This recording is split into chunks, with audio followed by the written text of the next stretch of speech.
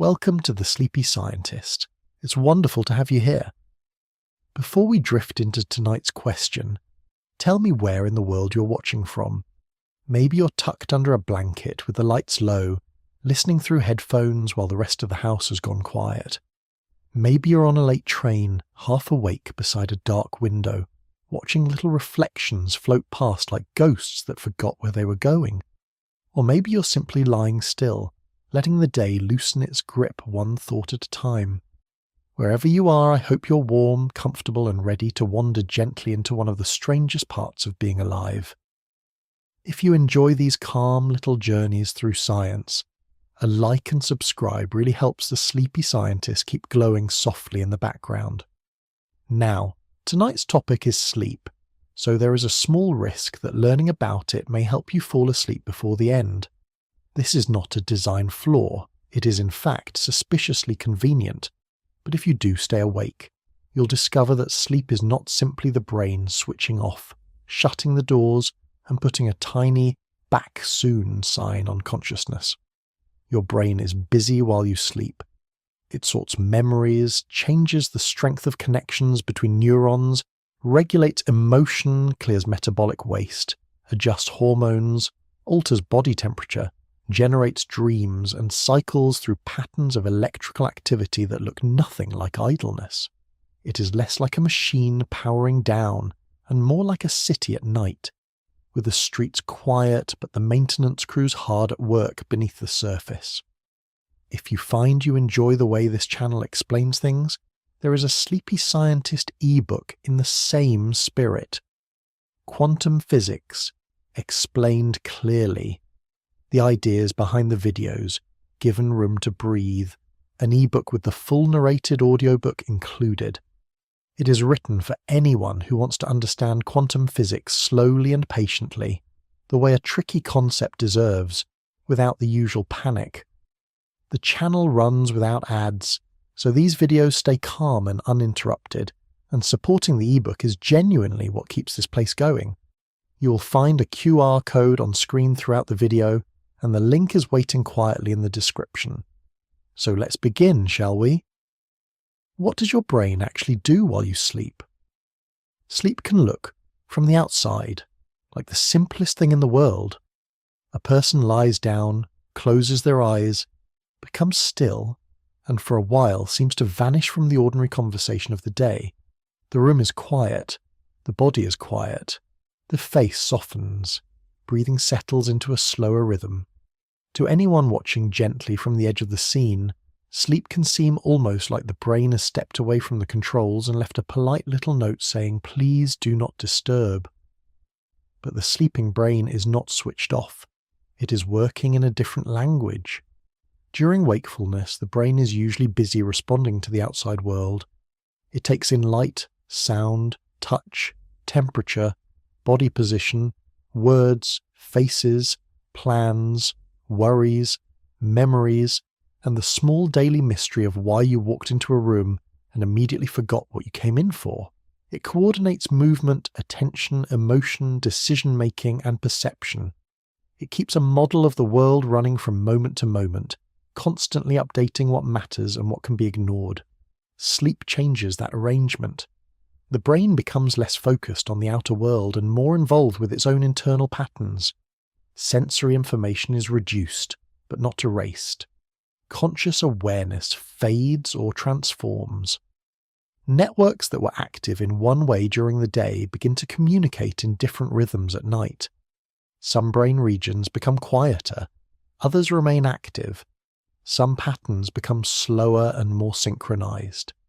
Others become surprisingly fast and vivid, especially during periods of dreaming.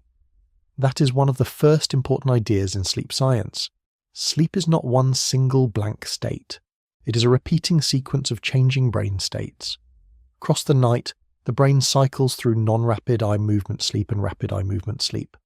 Non-rapid eye movement sleep includes lighter sleep and deeper, slow wave sleep, where large, slow rhythms spread through the cortex. Rapid eye movement sleep is different. The brain becomes more active in certain ways. The eyes move beneath the eyelids. Vivid dreams are more common, and most voluntary muscles are temporarily quieted so the body does not act out the dream.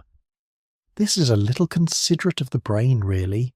If you're going to dream that you're running through a forest, it is probably best not to sprint across the bedroom. The discovery that sleep has these measurable stages depended on a remarkable change in how scientists could observe the brain.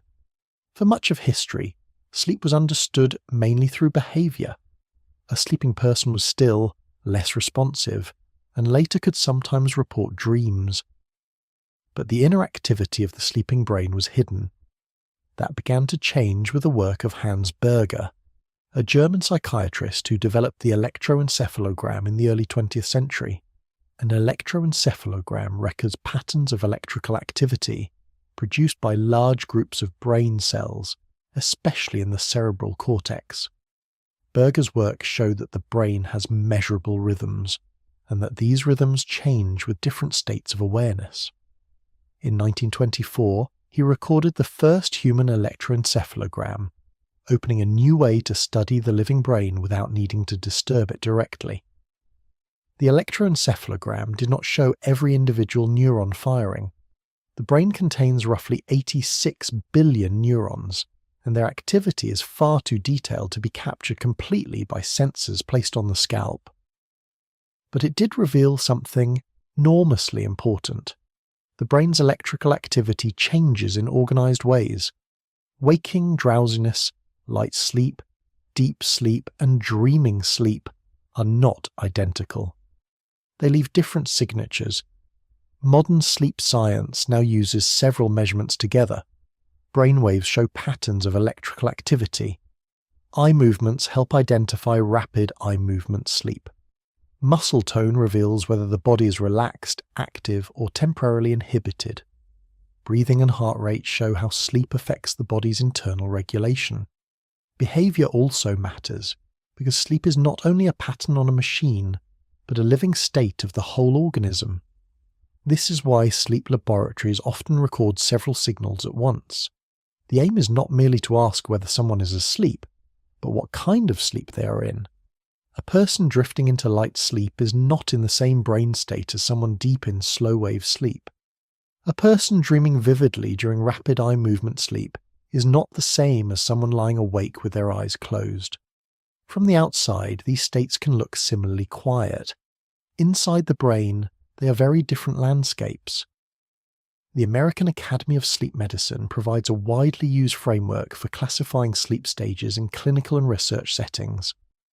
This framework helps scientists and doctors describe sleep in a consistent way, using features such as brain activity, eye movement, and muscle tone. It gives structure to something that otherwise might seem soft and mysterious. Sleep may feel like drifting, but scientifically it has architecture. And this architecture matters because sleep is deeply biological. It is not a luxury added on top of life. It is found across the animal kingdom in many different forms. Mammals sleep, birds sleep, reptiles, fish, insects, and other animals show rest states with features that resemble sleep, although their patterns can be very different from ours. Dolphins can sleep with one side of the brain more deeply at a time. Some birds can do something similar. Tiny fruit flies show sleep-like behavior. Even animals with much simpler nervous systems appear to need periods of reduced responsiveness and restoration. That tells us something important. If sleep were merely wasted time, evolution would have had a long opportunity to tidy it away. Sleeping animals are less able to search for food, defend themselves, or notice danger, and yet sleep has persisted again and again, across creatures with very different bodies and lives. The safest conclusion is that sleep must be doing something valuable enough to be worth the risk. For the human brain, that value appears to involve many overlapping tasks. Sleep helps regulate attention and emotion. It supports learning and memory. It changes the strength of connections between neurons. It allows patterns of brain activity to be replayed, reorganized, and sometimes softened. It is linked to immune function, hormone regulation, metabolic balance, and the clearance of waste products from the brain's tissues. It is not one job, but a whole night shift of jobs. So the stillness of sleep is a little misleading. The sleeping person may look absent, but the brain is not empty. It is cycling, filtering, sorting, repairing, protecting, and preparing.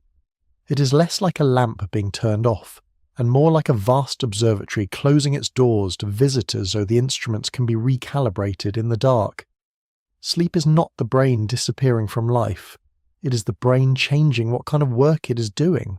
Sleep does not usually arrive as a random accident. It can feel that way, especially when you are reading something extremely important and your eyes suddenly decide to become heavy little curtains. But inside the brain, sleep is guided by systems that have been working all day. The brain does not simply ask, "Am I bored enough yet?" It is measuring time, light, chemistry, and the amount of waking activity that has already passed. Two major forces help shape this process. One is the circadian rhythm, the body's internal daily timing system. The other is sleep pressure, the gradually increasing need for sleep that builds the longer we stay awake. The circadian rhythm is not only about sleep, it helps coordinate body temperature, hormone release, alertness, digestion, and many other biological patterns across the day and night. In humans, this rhythm is close to a 24-hour cycle, although it needs regular signals from the outside world to stay properly aligned. The most important of those signals is light. Deep in the brain, in a region called the hypothalamus, there is a tiny structure known as the suprachiasmatic nucleus. It sits just above the place where the optic nerves cross, which is part of why its name means, in simple terms, above the chiasm. This small cluster of cells acts as the brain's central circadian clock. It does not do every timing job by itself, but it helps coordinate clocks throughout the body, like a conductor keeping a very complicated biological orchestra from drifting into experimental jazz. The suprachiasmatic nucleus receives information about light through the eyes. Most people naturally think of the eyes as organs for seeing images, colours, faces, text, and the suspicious shape of a coat hanging on a chair in the dark. But the retina also has specialized light-sensitive cells that help tell the brain what time of day it is. These cells are called melanopsin, containing retinal ganglion cells. They are not mainly used for forming detailed vision. Instead, they are especially important for detecting overall light levels, particularly blue-rich daylight. Their signals travel along pathways that reach the suprachiasmatic nucleus, helping the brain align its internal clock with the outside world. Researchers including Russell Foster played an important role in showing that the eye contains light-sensing systems involved in body timing, not just ordinary image-forming vision. This helped explain why light can affect sleep, alertness, hormones, and circadian rhythm even beyond the simple act of seeing. When morning light reaches the retina, it helps signal that the day has begun. The suprachiasmatic nucleus then helps organize patterns of alertness, body temperature, and hormone release that support wakefulness. As evening arrives and light fades, the brain receives a different message. Darkness does not force sleep instantly, but it changes the biological atmosphere. It tells the brain that the night phase is approaching. One important hormone in this story is melatonin. Melatonin is released mainly by the pineal gland, a small structure near the center of the brain. Its release usually rises in darkness and falls in bright light. Melatonin helps signal biological night to the body, but it is not quite a simple sleeping potion. It does not march into the brain with a tiny hammer and knock consciousness neatly on the head. Instead, melatonin is more like a timing signal. It tells the body that night has arrived and helps support the conditions in which sleep can happen. This is why bright light in the evening, especially from strong indoor lighting or glowing screens close to the face, can affect sleep timing in some people. The issue is not that light is evil. Light is lovely. But to the circadian system, bright light at the wrong time can be a little like someone opening the curtains during the opening credits of night. Alongside circadian rhythm, the brain is also influenced by sleep pressure. Sleep pressure builds during wakefulness. The longer you are awake, the stronger the tendency to sleep becomes. One chemical linked to this process is adenosine. Adenosine is produced as cells use energy. In the brain, adenosine levels generally rise during waking hours and contribute to the feeling of tiredness. It is not the only factor involved in sleep pressure, but it is one of the clearest examples of how waking activity leaves a chemical trace. As adenosine builds, the brain becomes more inclined towards sleep. After sleep, adenosine pressure is reduced, which is part of why rest can restore alertness. This is where caffeine enters the story, wearing the confident expression of a molecule that has delayed many sensible bedtimes. Caffeine works mainly by blocking adenosine receptors. It does not remove adenosine. It does not erase the brain's need for sleep. It simply prevents some adenosine signals from being felt as strongly for a while. The result is that the brain may feel more awake, even though the underlying sleep pressure is still there, quietly waiting with a clipboard. This is why caffeine can be useful, but also slightly deceptive. It can make tiredness feel less obvious, but it does not give the brain the full benefits of sleep. When caffeine wears off, the accumulated pressure can become noticeable again. Sleep begins when these systems come together. Circadian rhythm helps decide when the brain is biologically prepared for sleep. Sleep pressure reflects how long the brain has been awake and active. Light exposure adjusts the clock. Darkness encourages the night signal. Melatonin marks biological evening. Adenosine adds the weight of waking hours. So sleep is not a random collapse into darkness. It is a carefully timed shift, shaped by the planet's rotation, the chemistry of the brain, the light entering the eyes, and the long, quiet accounting of the day just lived. By the time sleep begins to feel close, the brain has already been gently preparing the ground. The circadian clock has been tracking the day.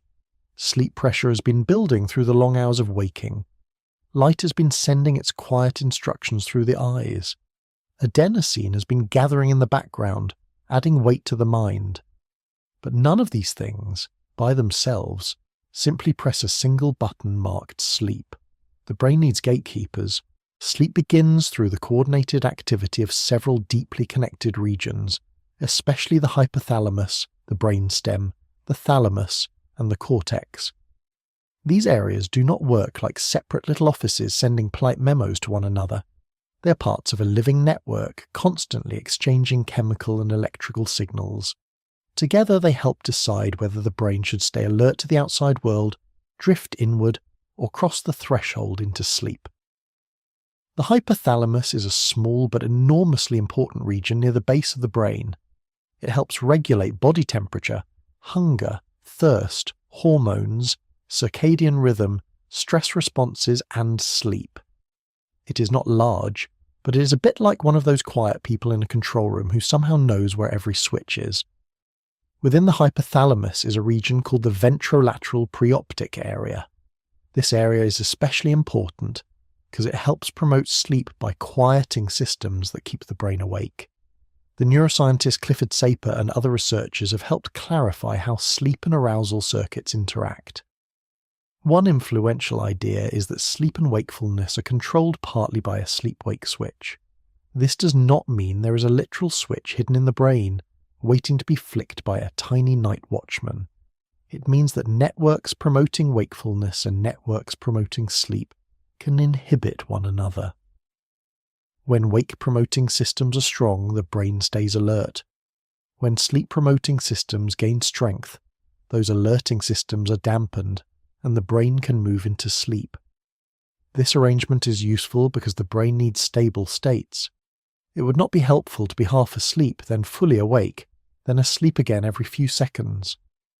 The sleep-wake switch helps the brain avoid constant wobbling between states. It allows wakefulness to remain steady during the day and sleep to become more stable at night. Wakefulness depends on several chemical systems. Norepinephrine, produced by neurons including those in the locus coeruleus, supports alertness, attention, and readiness. Serotonin, produced by neurons in the RAF nuclei, is involved in mood, arousal, and many other functions. Histamine, produced by cells in the tuberum amillary nucleus of the hypothalamus, helps maintain wakefulness, which is why many older antihistamine medicines can make people drowsy. Acetylcholine supports attention, learning, and cortical activation, and it behaves differently across waking and dreaming sleep. Dopamine is involved in motivation, reward, movement, and alertness. These chemicals do not each have one neat little job, but together they help hold the waking brain open to the world. Another crucial wake-stabilizing chemical is orexin, also called hypocretin. Orexin is produced by neurons in the lateral hypothalamus, and it helps keep wakefulness steady by supporting other arousal systems. It is especially important not because it simply creates wakefulness, but because it helps stabilize it. When orexin signaling is severely disrupted, the boundary between wakefulness and sleep can become unstable. This is part of what happens in narcolepsy type 1, a sleep disorder strongly associated with the loss of orexin-producing neurons. People with this condition can experience excessive daytime sleepiness, sudden transitions into sleep, and cataplexy, where strong emotion can trigger sudden loss of muscle tone while consciousness may remain present. This does not mean orexin is the whole story of sleep, but it shows how important stable arousal systems are. The sleeping and waking brain are not separated by a simple wall. They are separated by carefully maintained biological boundaries. As sleep approaches, the ventrolateral preoptic area helps inhibit several of these wake-promoting systems. The chemistry of the brain begins to tilt. Alerting signals fade. The cortex becomes less engaged with ordinary waking tasks. The brainstem, which helps regulate arousal, breathing, heart rate, and basic bodily rhythms, shifts its activity. The hypothalamus helps coordinate the wider transition.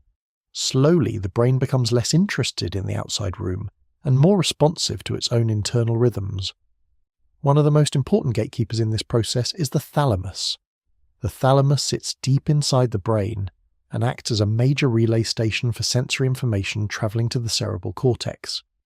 During wakefulness, it helps pass along signals related to sight, sound, touch, and other senses. But during sleep, the thalamus changes how it communicates with the cortex. It begins to reduce the normal flow of sensory traffic. This helps explain why the sleeping brain becomes less responsive to the outside world. The ears may still receive sound, the skin may still detect pressure, the nose may still respond to smells, but the brain does not process all of this information in the same open, detailed way it does while awake. Some signals are dampened, some are filtered, some may still break through, especially if they are meaningful, loud, threatening, or personally important. That is why a person might sleep through traffic outside, but wake quickly to their own name, a baby crying, or an unfamiliar sound in the house. The sleeping brain is not completely unreachable, it is guarded. Meanwhile, the cortex, the brain's outer layer involved in perception, thought, memory, language, and voluntary action, begins to enter new patterns of activity. Instead of maintaining the fast, flexible responsiveness of wakefulness, cortical networks gradually settle into rhythms shaped by sleep stage. The outer world grows distant. Internal coordination becomes more important. So sleep is not a smooth fading, like a candle simply running out of flame. It is a controlled change of state. The brain uses timing signals, chemical pressure, inhibitory circuits, arousal systems, sensory filtering, and network rhythms to move from wakefulness into sleep. The door does not open by accident. It opens because the gatekeepers let the night in. Once the brain has crossed the threshold into sleep, it does not remain in one unchanging state until morning. Sleep has a structure, it has a rhythm, it has a kind of architecture not made of walls and beams, but of repeating patterns in brain activity, eye movement, muscle tone, breathing, heart rate, and responsiveness to the outside world. A typical night of human sleep is organized into repeated cycles. Each cycle usually lasts roughly 90 minutes, although this is only a broad average. Some cycles are shorter, some are longer. They also change across the night, because sleep is not a neat little conveyor belt moving through identical stages again and again. The first cycle of the night is not quite like the final one. The brain has different priorities at different hours, which is very inconsiderate of anyone hoping biology would behave like a tidy spreadsheet. The two broad categories of sleep are non-rapid eye movement sleep and rapid eye movement sleep. Non-rapid eye movement sleep is usually divided into lighter and deeper stages. In lighter sleep, the brain begins to detach from waking awareness, but it can still be relatively easy to wake. In deeper non-rapid eye movement sleep, especially slow-wave sleep, brain activity becomes dominated by large, slow, synchronized rhythms. The body becomes more still. The outside world feels farther away. If someone is woken from deep sleep, they may feel confused, heavy, or briefly unsure of where they are. Rapid eye movement sleep is different. During this state, the eyes move beneath the eyelids. Vivid dreams become more likely, and the brain shows patterns that can look surprisingly active compared with deep sleep. At the same time, most voluntary muscles are temporarily quieted. The mind may be creating a strange dream world involving a school corridor, a talking cat, and an exam you definitely did not revise for, while the body remains safely still. This division between non-rapid eye movement sleep and rapid eye movement sleep became much clearer in the early 1950s through the work of Nathaniel Kleitman and Eugene Aserinsky at the University of Chicago. Aserinsky, working in Kleitman's laboratory, observed periods during sleep when the eyes moved rapidly and the brain showed distinctive activity. When people were awakened during these periods, they often reported vivid dreams. This discovery changed the scientific understanding of sleep. Sleep was no longer seen as a simple depth scale, where the brain merely sank lower and lower into unconsciousness. It became clear that sleep contained different active states. Later, Alan Rechtschaffen and Anthony Cales helped formalize sleep scoring, creating an influential manual for classifying stages of human sleep. Their system helped researchers describe sleep more consistently by using recorded signals from the brain, eyes, and muscles. Today, modern sleep staging is most closely associated with the American Academy of Sleep Medicine, whose classification framework is widely used in clinical sleep medicine and research. This matters because sleep architecture reveals that the night is not evenly arranged. Early in the night, the brain usually spends more time in deep, non-rapid eye movement sleep. This is when slow-wave sleep tends to be most abundant. These deep, slow rhythms are strongly linked with physical restoration, changes in hormone release, immune regulation, and important forms of memory processing. The brain appears to be doing heavy internal maintenance early on, rather like a quiet building crew arriving after closing time. As the night continues, rapid eye movement sleep periods usually become longer. Toward morning, the brain often spends more time in this dream-rich state. This is one reason vivid dreams are commonly remembered after waking naturally in the early morning. The dream may not have lasted all night, even if it feels as though it occupied a whole strange lifetime in which you somehow owned a lighthouse and were late for a meeting with your dentist. The cycling structure of sleep seems to matter because different brain states support different functions. Non-rapid eye movement sleep, especially deep slow-wave sleep, appears important for stabilizing and reorganizing certain memories, recalibrating neural connections, and supporting bodily regulation. Lighter non-rapid eye movement sleep includes features such as sleep spindles and K-complexes, which are linked to sensory filtering and learning. Rapid eye movement sleep appears to be involved in emotional processing, vivid dreaming, memory integration, and the unusual internal activity that gives dreams their strange intensity. No single stage does everything. It is not accurate to say that deep sleep is for the body, and rapid eye movement sleep is for the mind, as if the brain were filing tasks into separate labeled drawers. The brain and body are deeply connected during every stage, but different stages do have different patterns, and those patterns appear to contribute in different ways to the whole purpose of sleep. Across a normal night, the brain moves from wakefulness into light non-rapid eye movement sleep, then into deeper non-rapid eye movement sleep, and eventually into rapid eye movement sleep. Then the cycle begins again, though not in exactly the same form. Deep sleep is usually more prominent in the earlier part of the night. Rapid eye movement sleep becomes more prominent later.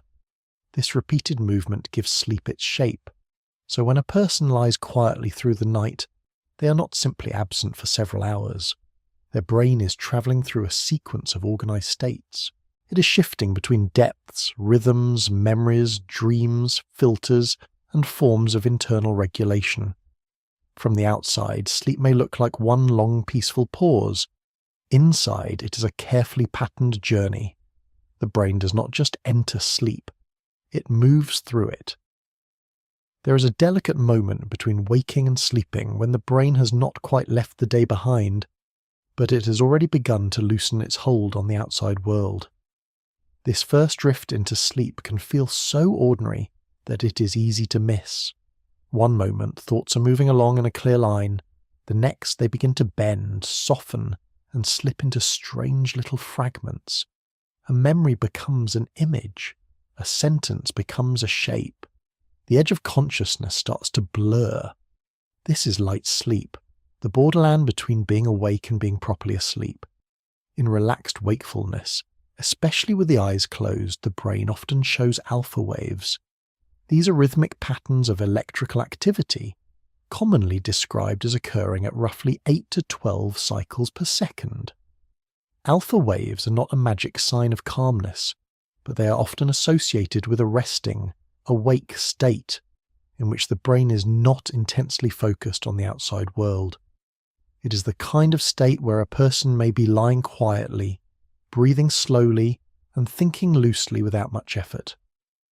As sleep begins, alpha activity fades, and theta waves become more common. Theta waves are slower patterns, often linked with drowsiness, early sleep, and drifting internal thought. The brain is not simply becoming weaker or less alive. It is changing rhythm. The fast, responsive activity of waking consciousness begins to give way to slower, more inward patterns. At the same time, the body begins to settle. Muscle activity reduces, the face relaxes, the jaw may loosen, breathing may become steadier, the limbs become heavier. The brain is still close enough to wakefulness that the person may respond easily to a sound, a touch, or a sudden thought. But the transition has begun. The outside world is no longer being held with quite the same grip. This is why the beginning of sleep can feel so strange. The mind is still capable of awareness, but that awareness is becoming less organized. Thoughts may lose their ordinary shape. Images can appear briefly and vanish. A person may see flashes of faces, patterns, landscapes, rooms, colours, or little dreamlike scenes that do not yet have a full story. These are called hypnagogic experiences. Hypnagogic experiences happen during the transition from wakefulness into sleep. They can include visual images, sounds, sensations of movement, floating, falling, or a feeling that something has happened in the room even when nothing has. They're usually normal and harmless. The brain is beginning to generate internal material while its connection to waking reality is becoming less steady. It is rather like the dream machine warming up before the main performance, occasionally throwing a few odd props onto the stage. Another common event during sleep onset is the hypnic jerk. This is a sudden brief twitch or jolt of the body that can happen just as a person is falling asleep. It may feel like tripping, falling, missing a step, or being startled awake from nowhere. For many people, it happens occasionally and means nothing sinister at all. The body is relaxing, motor systems are shifting state, and the brain may briefly interpret the change in muscle tone or body position as a falling sensation. It can be alarming in the moment, especially when the whole body gives a dramatic little jump, as if it has remembered an appointment from 3 years ago. But hypnic jerks are common. They are part of the ordinary weirdness of the sleep border. Tiredness, stress, caffeine, intense exercise, or irregular sleep may make them more noticeable in some people, but by themselves they are usually just another sign that the brain and body are passing through a transitional state. This early sleep is fragile because the brain has not yet fully closed the gate to the outside world. Sensory information is being reduced but not deeply filtered. A quiet noise, a shift in temperature, a bright light, or a small movement can still wake someone easily. A person may even deny having been asleep if woken from this stage, because the experience can feel more like drifting than sleeping. That uncertainty makes sense. Light sleep is close to wakefulness. The brain is no longer fully alert, but it has not yet entered the more stable rhythms that come later. Awareness may flicker in and out. A person may hear a sound in the room and weave it into a half-dream. A passing car may become a distant wave. A creak in the house may briefly become part of an imagined scene. The brain is not cut off. It is blending. The thalamus, which helps relay sensory information to the cortex, begins to change its activity as sleep deepens. In early light sleep, this filtering is still developing. The cortex is beginning to disconnect from the sharp demands of waking perception, but the door has not shut completely. This is why light sleep can be so easily interrupted. The brain is still partly listening, and yet this fragile stage is important. It is not a useless waiting room before real sleep begins. It is the gentle slope that allows the brain to move from wakefulness into deeper sleep without crashing suddenly from one state into another. It helps the nervous system reduce its engagement with the day.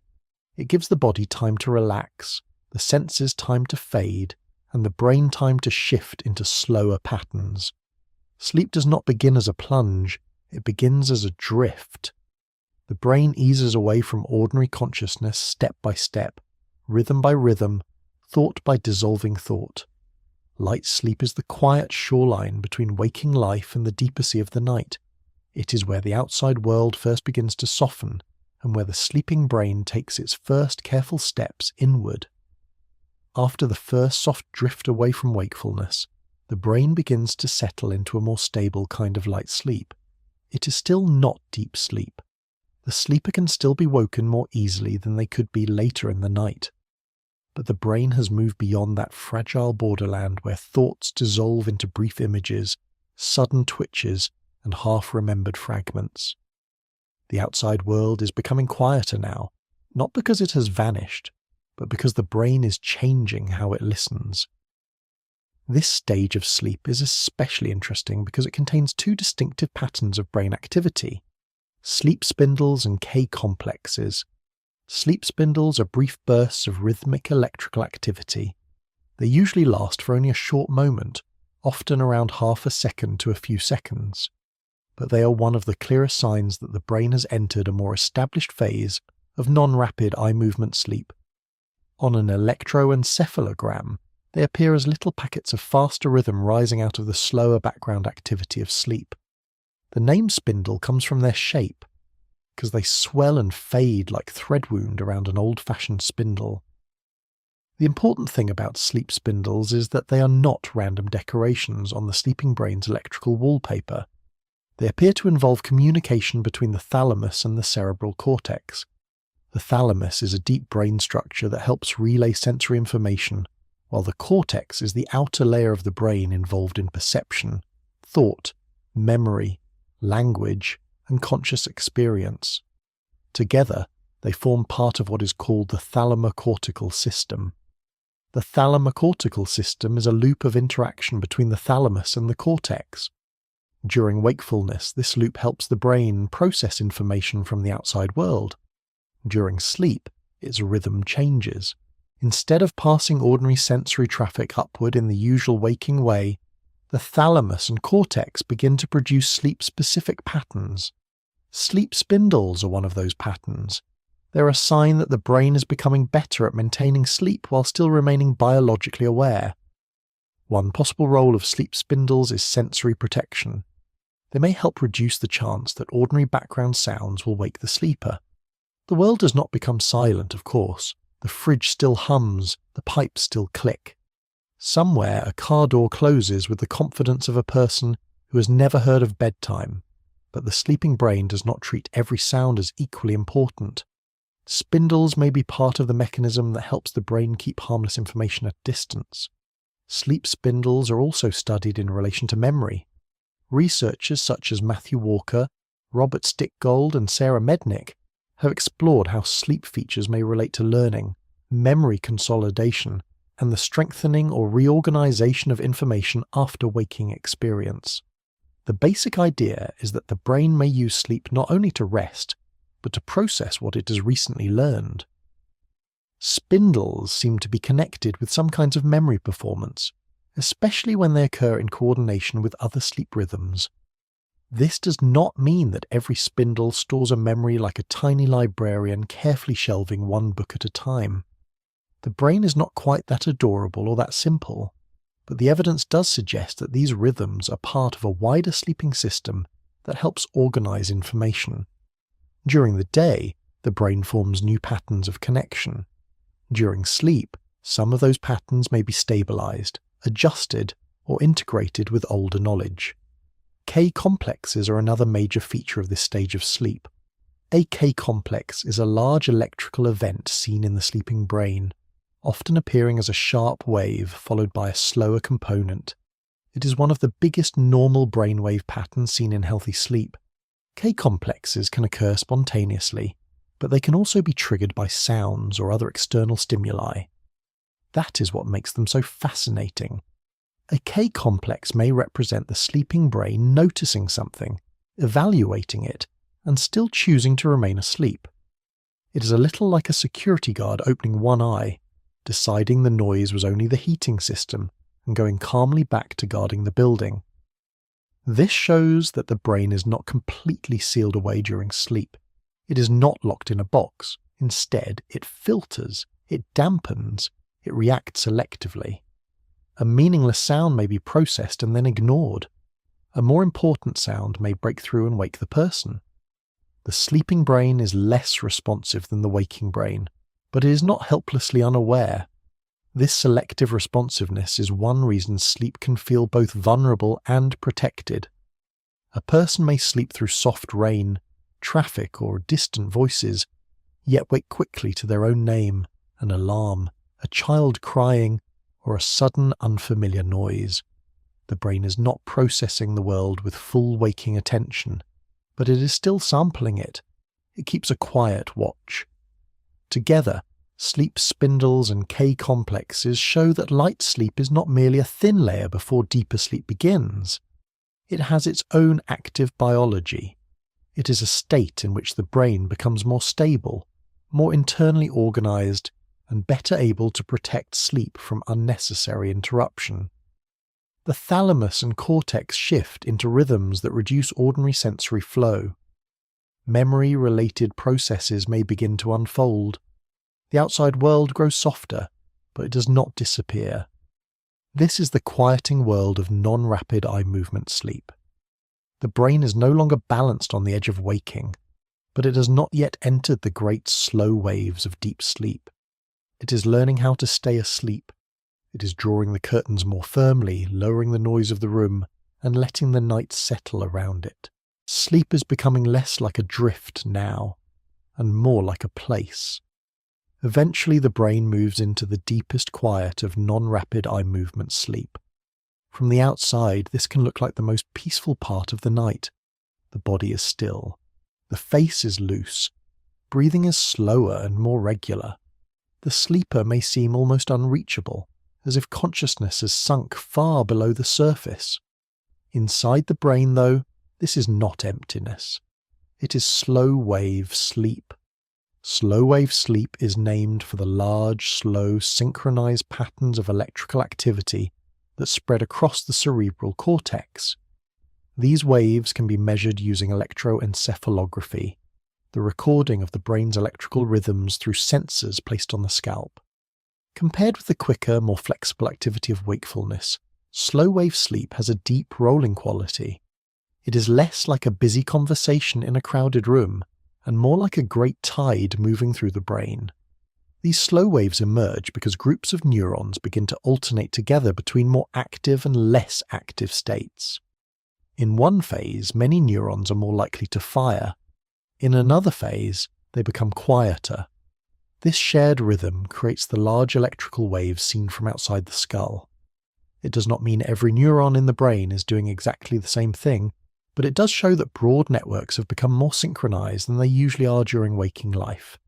This is one reason deep sleep can be so hard to interrupt. The brain is not simply ignoring the world, it is in a state where its internal rhythm has become powerful and coordinated. Sensory signals can still reach the nervous system, but they are less likely to be processed in the detailed, alert way they are during wakefulness. A quiet sound may pass without much effect. A familiar background noise may not matter at all. The brain is busy being deeply asleep, which is a surprisingly active thing to be. When someone is woken suddenly from slow-wave sleep, they may feel heavy, confused, and mentally foggy. This grogginess is known as sleep inertia. It can last for a few moments, or sometimes longer, depending on the person, the timing, and the depth of sleep. The brain has not yet fully shifted back into the organized alertness of waking consciousness. The body may be upright, the eyes may be open, and yet the mind may still feel as though it is arriving from a very distant country, with no luggage and very little enthusiasm. Slow-wave sleep is especially important because it is linked with several forms of biological regulation. During deep sleep, the body tends to show reduced sympathetic nervous system activity, steadier breathing, lower heart rate, and changes in hormone release. Growth hormone, which is involved in tissue growth, metabolism, and repair, is released especially strongly during deep sleep in many people. Immune function is also closely connected with sleep, and deep sleep appears to support some of the conditions that help the body maintain and regulate its defenses.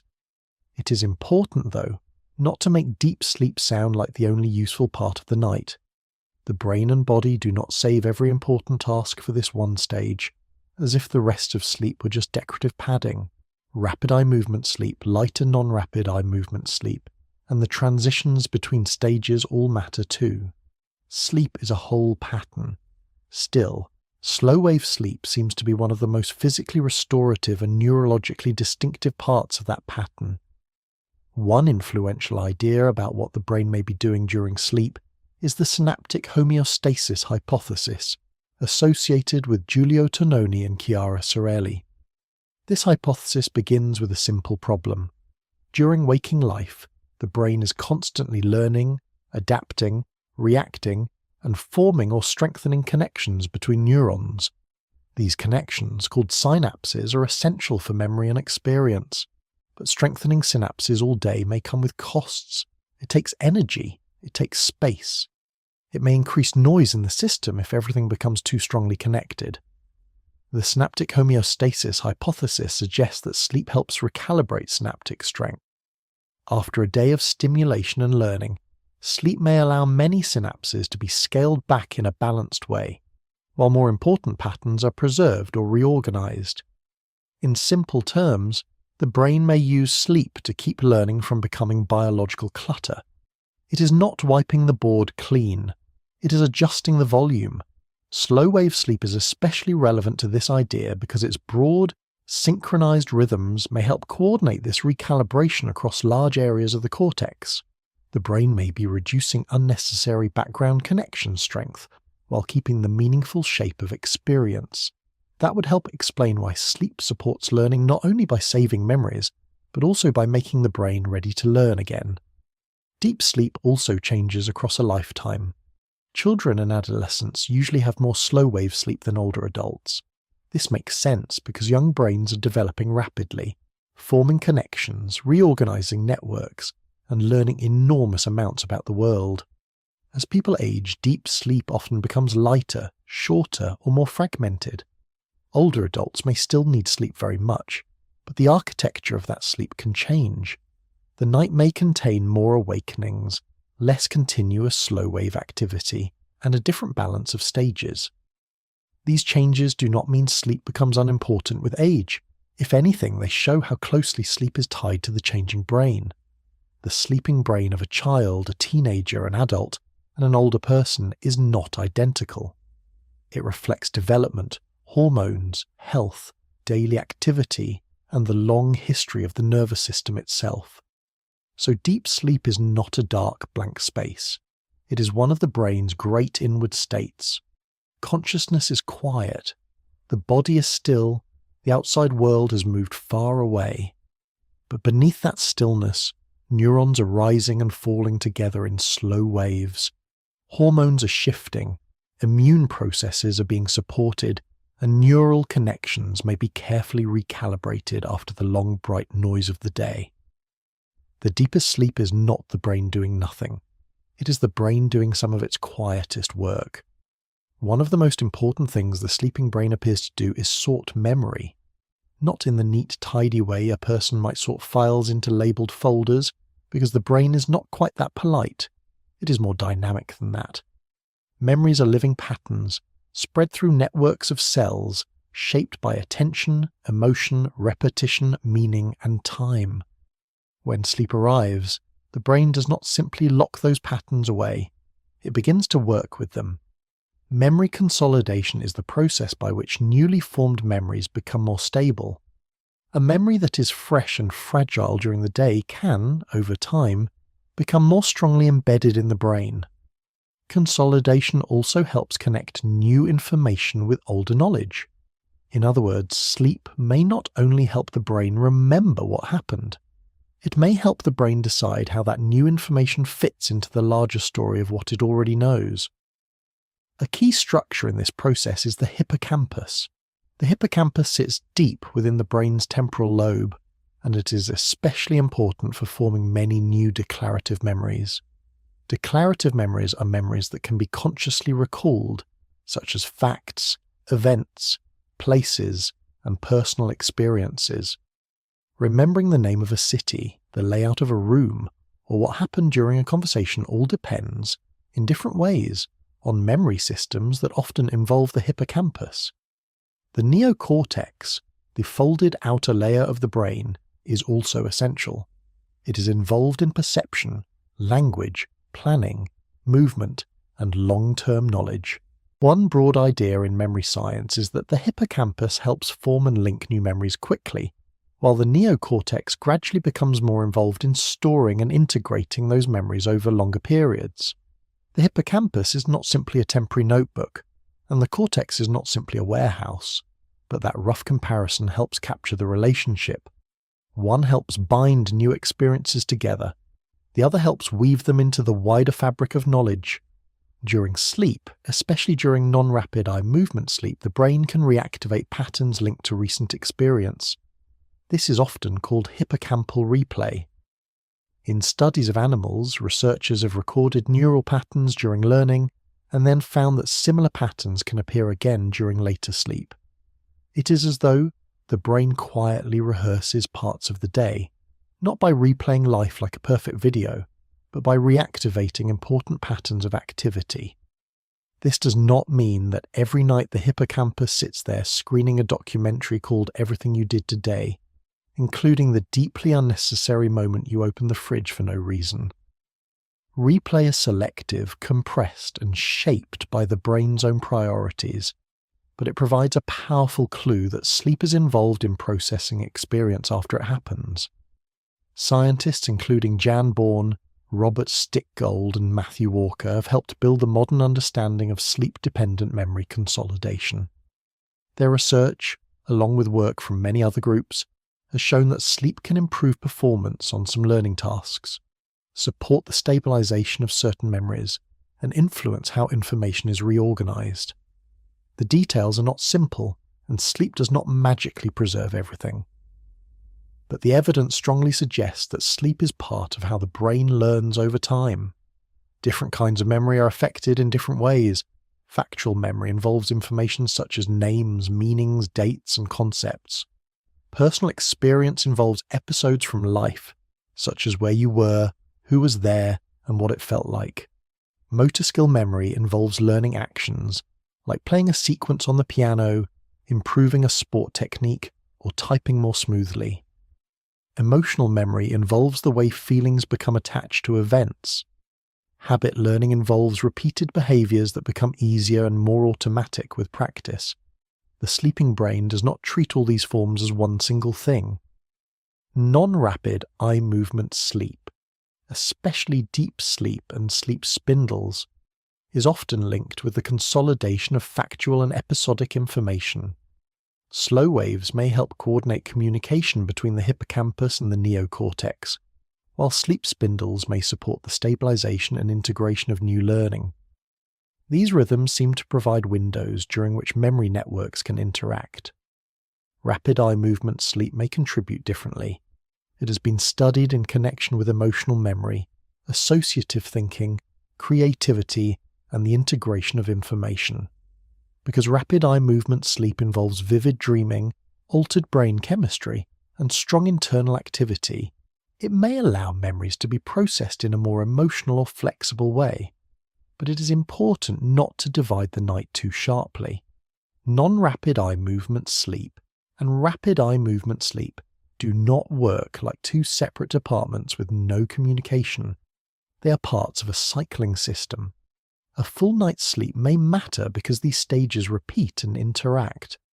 A memory might first be stabilized, then reorganized, then linked with older knowledge, then softened emotionally, then reshaped again. This is not fully understood in every detail, but it helps explain why sleep architecture matters. The order, timing, and quality of sleep stages may influence what the brain can do with recent experience. Sleep may also help decide what not to keep. The brain cannot preserve every sight, sound, passing thought, and irrelevant detail with equal strength. If it did, memory would become less useful, not more. Part of sorting memory may involve strengthening some connections, weakening others, and allowing unimportant details to fade. A useful memory system is not one that keeps everything forever. It is one that preserves what matters well enough to guide future life. This is why sleep is so closely tied to learning. Learning is not finished the moment information first enters the brain. A lesson, a skill, a conversation, or an emotional experience can continue to change after the event itself is over. The sleeping brain helps reshape the traces left behind by waking life. So while the body lies still, the brain is not simply saving the day in a drawer. It is comparing, replaying, strengthening, weakening, and integrating. It is turning moments into memories and memories into part of the self that wakes again in the morning. A useful brain is not a brain that remembers everything. That may sound strange at first, because forgetting often feels like a failure. We forget where we put the keys, forget the name of someone we've definitely met before, forget why we opened a cupboard, and occasionally forget the one thing we specifically told ourselves not to forget.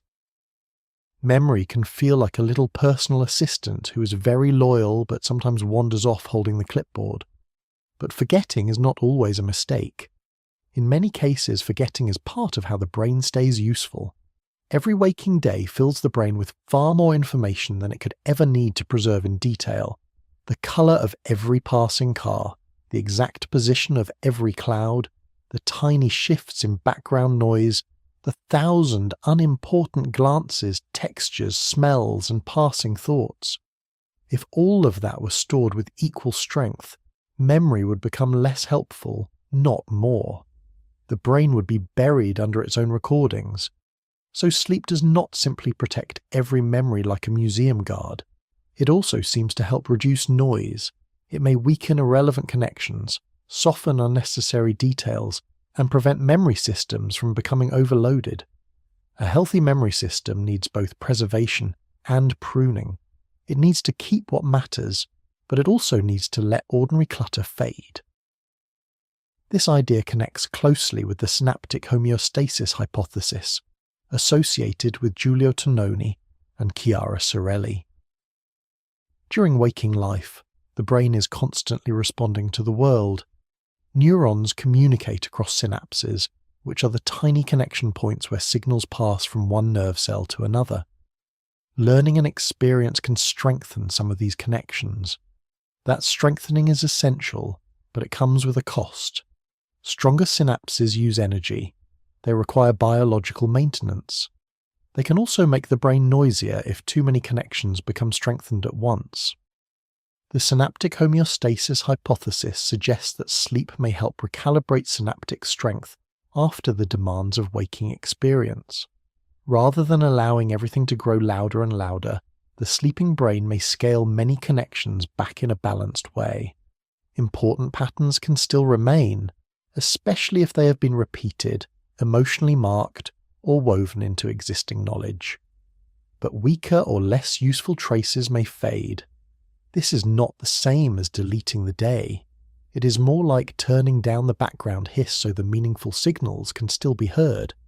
Forgetting, then, can be understood in two ways. Sometimes forgetting really is a failure. A useful piece of information was not encoded strongly enough, was not retrieved properly, or became harder to access over time. But forgetting can also be filtering. It can be the brain's way of deciding that some details do not need to be carried forward with full strength. Imagine walking down an ordinary street. You may remember the person you spoke to, the shop you visited, or the moment you nearly stepped into the road without looking. But you probably do not remember every paving stone, every window reflection, every passing face, or every small movement of your own hands. That is not a defect, that is mercy. A brain that preserved everything equally would have a very difficult time finding anything important. The brain appears to prioritize information in several ways. Emotionally significant events are more likely to be remembered, partly because emotion changes how attention and memory systems respond. Repeated information is more likely to survive because repeated activation strengthens neural patterns. Novel information can stand out because the brain is sensitive to surprise and change. Useful information is more likely to be integrated because it helps guide future behavior. This does not mean the brain always chooses wisely. Anyone who remembers an embarrassing sentence from 12 years ago while forgetting a perfectly reasonable shopping list knows that memory has a sense of humor. But in broad terms, memory is shaped by relevance, emotion, repetition, novelty, and meaning. Several brain regions are involved in this sorting process. The hippocampus helps bind new experiences and supports the formation of many declarative memories, including facts and personal events. The prefrontal cortex helps with attention, planning, decision-making, and the organization of information according to goals and context. Wider cortical networks store and integrate knowledge, perception, language, meaning, and associations across many regions of the brain. During sleep, communication between these systems changes. The hippocampus may reactivate patterns linked to recent experience. The cortex may gradually integrate some of those patterns with existing knowledge. The prefrontal cortex, which is so important for deliberate control during wakefulness, changes its activity across sleep stages. The result is not a simple filing process, but a shifting conversation among memory systems. Some traces may be strengthened. Some may be linked to older memories. Some may be weakened. Some may simply become harder to retrieve. Scientists do not yet know exactly how the sleeping brain chooses what to keep and what to discard. There is no tiny committee in the hippocampus stamping memories with approved or unnecessary, although the image is quite tempting.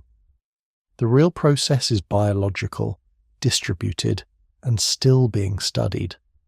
What is clear is that memory is not just storage, it is transformation. Every time the brain remembers, it reconstructs. Every time it learns, it adjusts. Sleep seems to provide a special set of conditions for that adjustment, especially because the brain is less occupied by incoming sensory information and more able to work with internal patterns. This is why forgetting should not always be treated as the enemy of memory. Forgetting can make memory sharper. It can remove interference. It can allow the brain to generalize from experience rather than drown in detail.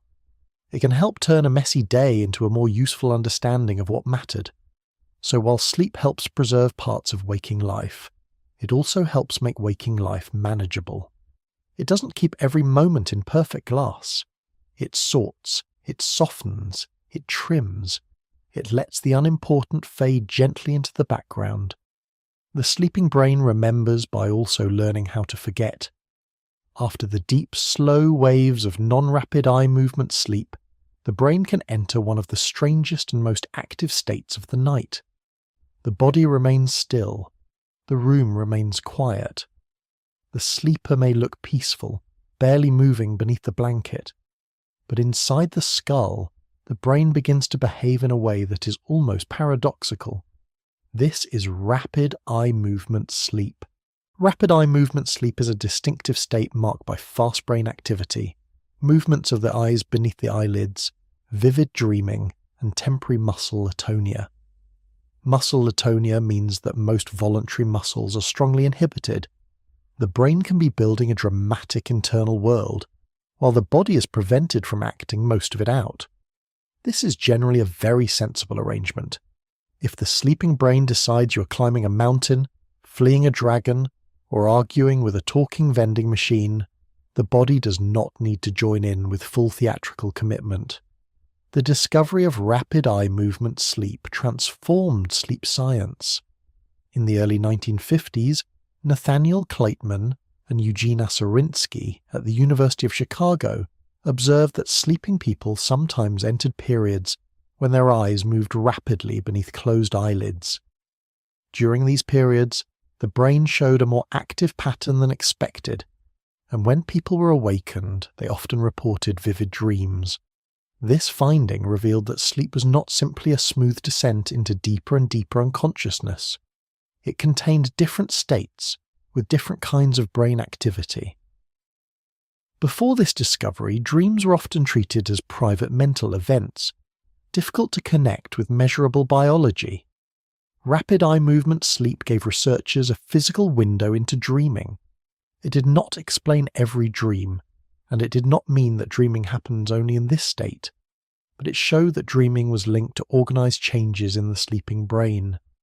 The French neuroscientist Michel Jouvet also played a major role in understanding rapid eye movement sleep. His work helped show that this state depends strongly on mechanisms in the brainstem, especially regions involved in generating rapid eye movement sleep and suppressing muscle activity.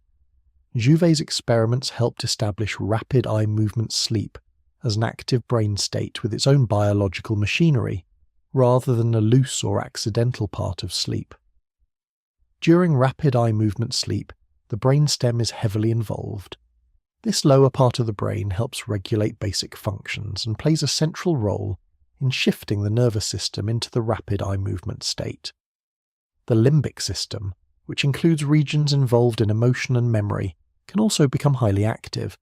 The amygdala, often linked with emotional salience and fear processing, may be especially engaged. Visual association areas of the brain can become active as well, helping explain why dreams can be so rich in imagery, even though the eyes are closed and the room itself is dark. At the same time, some regions involved in executive control may be less active than they are during waking thought. The prefrontal cortex, especially areas involved in careful planning, logical monitoring and self-control, does not always guide dreaming in the same way it guides waking life. This may help explain why dreams can feel believable while they're happening, even when they make very little sense afterward. In a dream, you may accept without question that your old school has moved to the moon, your neighbour is now a penguin, and you are late for an exam in a subject that has never existed. The dream brain rarely stops to ask for the paperwork. The chemistry of the brain also shifts during rapid eye movement sleep. Acetylcholine, a chemical involved in attention, learning, and cortical activation, becomes relatively active. Norepinephrine and serotonin, which are strongly associated with waking arousal and mood regulation, become much less active in many rapid eye movement sleep circuits. This unusual chemical balance may help produce the intense, emotional, internally generated quality of dreams. Dreaming can also happen during non-rapid eye movement sleep, People awakened from non-rapid eye movement sleep sometimes report thoughts, images, or dreamlike experiences. These may be less vivid, less emotional, or less story-like on average, although there are many exceptions. Rapid eye movement sleep, however, is especially associated with vivid, immersive dreams that feel like experiences rather than ordinary thoughts. Scientists have proposed several possible functions for rapid eye movement sleep. It may help with emotional processing, allowing the brain to revisit or reshape emotional memories in a different chemical environment. It may help memory integration, linking recent experiences with older knowledge in flexible and sometimes surprising ways. It may contribute to creativity by allowing unusual associations to form more freely than they do during waking concentration. There are also threat simulation theories of dreaming, associated with researchers such as Antti Revonsuo. These theories suggest that some dreams may allow the brain to simulate dangers or social challenges in a safe internal space. This does not mean every dream is a survival rehearsal. Some dreams are far too odd to be useful training for anything, unless life suddenly requires you to navigate a supermarket made of clouds. But the idea captures something important. Dreams often involve emotion, movement, uncertainty, and imagined problems. Rapid eye movement sleep is therefore not simply entertainment produced by a sleeping brain with too much free time. It is an organized biological state involving the brain stem, limbic system, visual networks, cortical activity, altered chemistry, vivid dreaming, and muscle inhibition. The brain is largely cut off from the outside world, yet it builds worlds of its own. The body lies still, the eyes move, and somewhere inside the sleeping brain, a private universe begins to unfold. Dreams feel strange when we remember them, but while they are happening, they often feel completely convincing. A person can be walking through a house that is also a forest, speaking to someone who is somehow both a childhood friend and a stranger, while accepting the whole situation with the calm seriousness of someone reading a shopping list. Only after waking does the mind look back and say, "Hang on, that was not a normal Tuesday." The reason dreams can feel real is that the sleeping brain is not merely showing faint pictures in the background. It is generating internally driven experiences. During dreaming, the brain can create sights, sounds, emotions, movement, social encounters, danger, memory fragments, and a sense of being present inside a world. The outside environment is mostly reduced, but the brain's inner activity remains capable of building something that feels like reality from the inside. One influential attempt to explain dreaming was the activation synthesis theory, proposed by J. Allen Hobson and Robert McCarley in the 1970s. Their model suggested that dreams arise partly because the brain tries to make sense of internally generated activity, especially signals emerging from the brain stem during rapid eye movement sleep. According to this view, the cortex receives activation from within and then synthesizes it into images, stories, and experiences. Activation synthesis was important because it treated dreaming as a biological process rooted in brain activity, rather than only as a symbolic message or mysterious psychological theatre. But it is not the final explanation of dreaming. Later research has shown that dreams are not simply random nonsense stitched together after the fact. They often involve memory fragments, emotional concerns, imagined futures, social situations, bodily feelings, and the brain's natural habit of prediction. The brain is always trying to model reality. During waking life, it uses sensory information from the world to keep that model updated. During dreaming, much of the sensory information from the outside world is reduced, but the modeling continues. The brain still predicts, imagines, reacts, and creates meaning. It's just working with stored material instead of a steady stream of external evidence. In a way, dreaming is what happens when the brain's world-building machinery is left alone with memory, emotion, and very little adult supervision. This helps explain why dreams can be vivid and believable. The visual association cortex can become active, supporting dream imagery. These regions are involved not just in seeing simple light and colour, but in building complex visual scenes. When they are active during sleep, the brain can create landscapes, faces, rooms, roads, animals, skies, an impossible architecture that still feels spatially present. The amygdala, an important region for emotional salience, can also be active during dreaming. This may help explain why dreams often carry strong feelings. Fear, longing, embarrassment, joy, confusion, and urgency can all appear with unusual intensity. The emotion does not always match the logic of the dream. A person might feel deep dread about losing a spoon, or enormous pride because they successfully parked a bicycle on a cloud. Dreams are not always reasonable, but they can be emotionally persuasive. The hippocampus also matters because it is deeply involved in memory.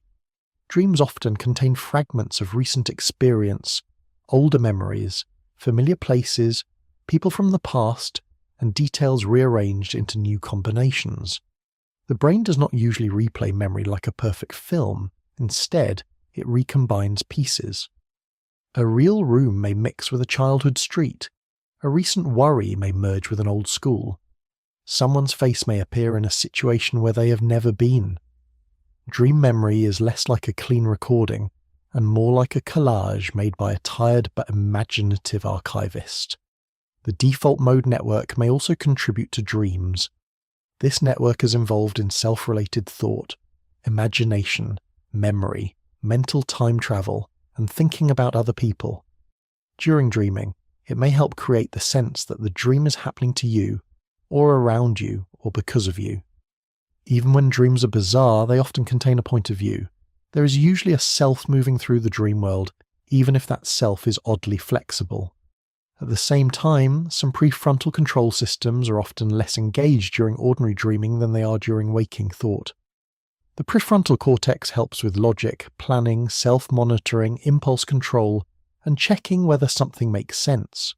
When parts of this control system are less active, the dreamer may not question impossible events. Contradictions pass unnoticed. Time jumps. People change identity. A person may be calmly searching for a train inside their own kitchen and feel no need to report this to the authorities. This reduced self-questioning is one reason dreams feel real while they happen. The brain regions that might normally challenge the scene are not always strongly in charge. The emotional, visual, memory-based and imaginative systems can be active enough to create experience, while the careful waking editor is quieter than usual. Lucid dreaming is a special exception. In lucid dreams, a person becomes aware that they are dreaming while the dream continues. This suggests that some reflective awareness can return during sleep, at least partly. Studies of lucid dreaming have shown that the boundary between dreaming and self-awareness is not fixed in a simple way. Still, lucid dreaming is not the usual form of dreaming.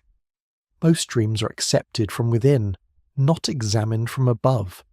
So dreams feel real because the brain is using many of the same systems that help create reality during waking life. It builds images, attaches emotion, draws from memory, creates a sense of self, and predicts what might happen next. The difference is that the outside world is mostly quiet, and the brain's own material becomes the stage. A dream is not reality coming in through the senses. It is reality being assembled from the inside. Dreams can be strange, but they are not only strange, they are often emotional. A dream may be frightening, comforting, embarrassing, joyful, lonely, or filled with a vague feeling that something important is about to happen, even if the plot itself makes very little sense. The sleeping brain does not simply create images, it creates feelings around those images, it gives them weight. This is one reason sleep is so closely connected to emotional regulation. During waking life, the brain is constantly responding to emotional information. It reacts to stress, fear, reward, disappointment, affection, social signals, uncertainty, and all the small pressures that gather across a normal day. A tone of voice, a facial expression, a message left unanswered, a task unfinished, or a memory suddenly returning can all change the emotional state of the brain. By night, the brain is not only carrying facts, it is carrying feeling. Several important brain regions help shape this emotional work. The amygdala is deeply involved in detecting emotionally significant information, especially signals related to fear, threat, and importance. It does not only deal with fear, but fear is one of the clearest examples of its role. The hippocampus helps connect emotion with memory, giving experiences a context in time and place. The medial prefrontal cortex helps regulate emotional responses, partly by influencing activity in deeper limbic regions. The anterior cingulate cortex is involved in attention, conflict monitoring, pain, emotion, and the control of behavior. Together, these regions help the brain decide not only what happened, but what it meant. Sleep appears to influence how these emotional systems are tuned. A difficult experience during the day may feel different after sleep, not because sleep magically solves the problem, but because the brain has had time to process the memory, adjust its emotional charge, and integrate it with other knowledge. Sometimes the old phrase "sleep on it" is not terrible advice. It is not a spell, unfortunately. If it were, humanity would be much better at answering emails, but it does reflect a real connection between sleep and emotional balance. The psychologist Rosalind Cartwright spent decades studying dreams, sleep, and emotional processing. Her work suggested that dreaming may help people work through emotional concerns, especially by linking recent experiences with older memories and personal themes. This does not mean that every dream has a hidden message waiting to be decoded like a secret letter from the unconscious, but it does support the broader idea that dreams are often connected to emotional life. Modern sleep research has expanded this picture. Rapid eye movement sleep has been studied in relation to emotional memory, fear learning, mood regulation, and the brain's response to stressful experiences. During rapid eye movement sleep, the brain is in a distinctive chemical state. Acetylcholine activity is relatively high, while norepinephrine activity is much lower in many circuits. Some researchers have suggested that this unusual chemistry may allow emotional memories to be reprocessed in a state where the stress chemistry of waking alertness is reduced. The exact mechanisms are still debated. Scientists do not fully agree on how rapid eye movement sleep changes emotional memory, or whether its effects are always calming. In some cases, sleep may help reduce the emotional intensity of a memory. In other cases, especially when stress is severe or repeated, sleep and dreaming may become disturbed. The relationship is real, but it is not simple. Sleep loss shows the connection from another direction. When people do not get enough sleep, emotional responses often become more reactive. The amygdala may respond more strongly to negative or threatening information, while communication with prefrontal control systems can become less balanced. In plain terms, the emotional alarm system may become louder, while the calm, supervising voice becomes a little less persuasive. This can affect everyday life. After poor sleep, small frustrations can feel bigger. Social signals can be harder to interpret calmly. Worries may become stickier. Rewards may feel more tempting. Decisions can become more impulsive. The tired brain is still capable and human, of course, but it may have less emotional buffering. It is trying to run the day with a slightly under-rested control room, and some of the staff appear to have misplaced the tea. The connection between sleep and emotion also appears in nightmares. Nightmares are vivid, disturbing dreams that can wake a person or leave strong feelings behind. They're common from time to time, especially during stress. In people who have experienced trauma, sleep can become more complicated, and distressing dreams may repeat or carry intense emotional content. This does not mean every bad dream is a clinical warning sign. It does mean that sleep and mental health influence each other deeply. Stress can disturb sleep. Poor sleep can make stress hard to regulate. Anxiety can make the brain more alert at night. Fragmented sleep can make daytime emotions more difficult to manage. The relationship forms a loop, and that loop matters. Sleep is not separate from mental life. It is woven through it. The sleeping brain may use the night to soften some of the sharp edges of waking experience. It may replay emotional memories, link them with older knowledge, alter their intensity, or place them into a wider context. It may help the brain respond to yesterday without carrying every feeling forward at full volume. This is not a perfect system. Some emotions remain strong, some worries return, some dreams unsettle more than they soothe. But the overall picture is clear enough. Sleep is part of how the brain regulates the emotional self. The night does not only sort what we know, it also helps reshape what we feel. For most of the day, the brain is a very busy organ. It is thinking, sensing, predicting, remembering, worrying, imagining, coordinating movement, regulating the body, and occasionally producing a song fragment that refuses to leave for several hours. All of that activity takes energy. And wherever cells use energy, they also produce byproducts. The brain, in other words, has waste to manage. This is not waste in a dramatic or alarming sense. It is part of ordinary biology. Every active tissue produces chemical byproducts as cells work, communicate, repair themselves, and maintain their internal environment. But the brain has a special problem. It is highly metabolically active, using a large share of the body's energy for its size, and it is also protected by the blood-brain barrier.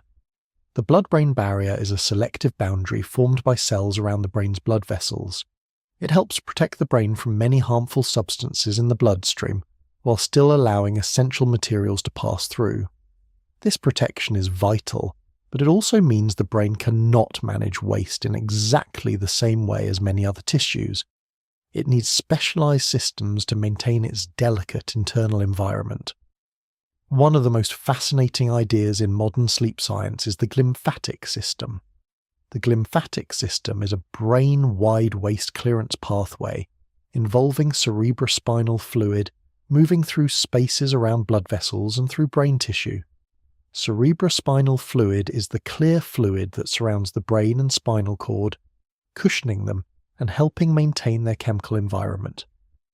In the glymphatic system, this fluid appears to help wash through the brain, carrying away some of the byproducts of neural activity.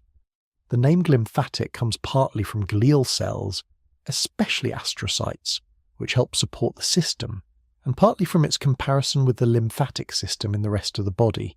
It is not exactly the same as the body's lymphatic system, but the name captures the idea of fluid movement and clearance. Research led by the neuroscientist Makan Nedergaard and her colleagues helped bring this system to wide attention. In animal studies, especially in mice, they found evidence that glymphatic clearance appears to increase during sleep. Their work suggested that when the brain enters sleep, the spaces between brain cells may change in a way that allows cerebrospinal fluid to move more effectively through brain tissue. It is as if the sleeping brain opens extra room in the corridors so the night cleaning crew can get through. One molecule often mentioned in this area is amyloid beta. Amyloid beta is a protein fragment naturally produced in the brain, and abnormal accumulation of amyloid beta is studied in relation to Alzheimer's disease. Researchers suggested that sleep may influence the clearance of amyloid beta and other metabolic byproducts. But this must be said carefully. Poor sleep does not simply cause Alzheimer's disease, and good sleep does not guarantee protection from it. Alzheimer's disease is complex, involving age, genetics, vascular health, cellular processes, inflammation, and many other factors. Sleep is one important part of brain health, not a single magic shield. The broader point is that the brain's activity leaves chemical traces, and sleep may help manage them. Blood vessels, glial cells, cerebrospinal fluid, and neural activity all appear to interact in this housekeeping system. Astrocytes, a type of glial cell, have end feet that wrap around blood vessels and help regulate the movement of water and other substances. These cells are not just passive packing material between neurons, they are active partners in the brain's maintenance. The glymphatic system also reminds us that sleep is physical. It is easy to think about sleep only in terms of dreams, memory, and consciousness. Those are important, of course. But sleep also involves fluids, cells, blood vessels, proteins, pressure changes, and the movement of substances through living tissue. The brain is not only a thinking machine, it is an organ, warm and active and biologically demanding. This physical side of sleep helps connect many pieces of the story. During the night, the brain may sort memories, adjust emotional responses, recalibrate neural connections, and reduce sensory input from the outside world. At the same time, it may also be supporting biological maintenance at the level of tissue and fluid flow. The mind and the material brain are not separate rooms. They are two views of the same living process. Still, glymphatic research is developing. Much of the strongest early evidence came from animal studies, and translating those findings to humans is complicated. Human brains are larger, human sleep is structured differently, and measuring fluid movement inside the living brain is technically difficult. Researchers are continuing to study how strongly glymphatic activity changes during human sleep, how it is affected by sleep stage, body posture, age, disease, and blood vessel health. So the safest view is both exciting and careful. The glymphatic system appears to be an important part of how the brain manages waste, and sleep seems closely connected to that process. But scientists are still working out the details. The brain's cleaning system is not a finished story with every pipe labelled and every pathway fully mapped. Even so, the image is powerful because it is grounded in real biology. While consciousness fades and the room grows quiet, the brain may become better able to clear away some of the chemical traces left by its own activity. Not perfectly, not magically, but measurably, physically, and perhaps very importantly. Sleep is not only the brain sorting information. It is also the brain taking care of the tissue that makes information possible. The brain is often described as a network of neurons, and for good reason. Neurons are the cells that send electrical and chemical signals. They form circuits, process information, help create perception, guide movement, store memory, and make thought possible. They are the famous cells of the nervous system, the ones most likely to appear in diagrams with branching arms and little sparks of activity. But the brain is not made of neurons alone.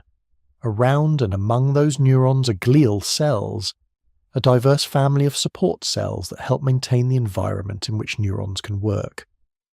For a long time, glia were treated almost like biological packing material, as though their main job was to hold the important cells in place and try not to make a fuss. The name glia even comes from a word meaning glue. But modern neuroscience has shown that glial cells are active, complex, and essential. They help regulate the brain, defend it, nourish it, shape it, and keep its delicate system stable. The sleeping brain, then, is not only a story about neurons firing in slow waves, replaying memories, or building dreams. It is also a story about astrocytes, oligodendrocytes, microglia, and other support cells doing the quieter work that makes all of that possible. The idea that the brain is made of individual cells took time to become clear. In the late 19th and early 20th centuries, Camillo Golgi and Santiago Ramón y Cajal helped transform neuroscience. Golgi developed a staining method that made it possible to see individual nerve cells in remarkable detail. Ramón y Cajal used that method to argue that the nervous system was made of separate cells, not one continuous web. This became known as the neuron doctrine. Their work revealed the brain as a cellular organ, built from specialized living units rather than a vague thinking substance. That discovery opened the door to modern neuroscience, but as the neuron became famous, glial cells remained somewhat in the background. Now they are recognized as vital partners in brain function. Astrocytes are among the most abundant and important glial cells. They have branching shapes that allow them to contact neurons, synapses, and blood vessels. Astrocytes help regulate the chemical environment around neurons, including levels of ions and neurotransmitters. This matters because neurons are extremely sensitive to their surroundings. If the chemical balance around them shifts too far, their signaling can become unreliable. Astrocytes also help maintain the blood-brain barrier. The the selective boundary that protects the brain from many substances in the bloodstream while still allowing essential materials to pass. They participate in brain metabolism, helping manage energy supply and supporting the exchange of nutrients. They are also involved in the glymphatic system, where fluid movement around blood vessels may help clear metabolic waste from the brain. In that sense, astrocytes are not just background helpers. They are part of the brain's maintenance crew, traffic control system, and housekeeping staff, all while receiving very little applause. Oligodendrocytes have a different but equally important role. They produce myelin in the central nervous system. Myelin is a fatty insulating layer wrapped around many nerve fibers, allowing electrical signals to travel more efficiently. White matter, the pale tissue made largely of myelinated fibers, allows distant brain regions to communicate quickly and reliably. Without healthy myelin, the brain signaling would become slower and less coordinated. Sleep has been studied in relation to brain repair, plasticity, and white matter maintenance. Some research suggests that sleep may influence processes connected with oligodendrocytes and myelin. Though this field is still developing, the safest way to say it is that sleep appears to support the conditions in which the brain can maintain and adapt its cellular systems. It is not simply a nightly repair button. It is more like a biological environment in which many maintenance processes are more likely to unfold properly. Microglia are the brain's immune-related cells. They constantly survey the neural environment, responding to injury, infection, inflammation, and cellular stress. They are also involved in synaptic pruning, the process by which some connections between neurons are removed or refined. This pruning is especially important during development, but it can also play roles in the adult brain. Microglia show how delicate brain maintenance really is. Too little immune activity would leave the brain vulnerable. Too much inflammatory activity can be damaging.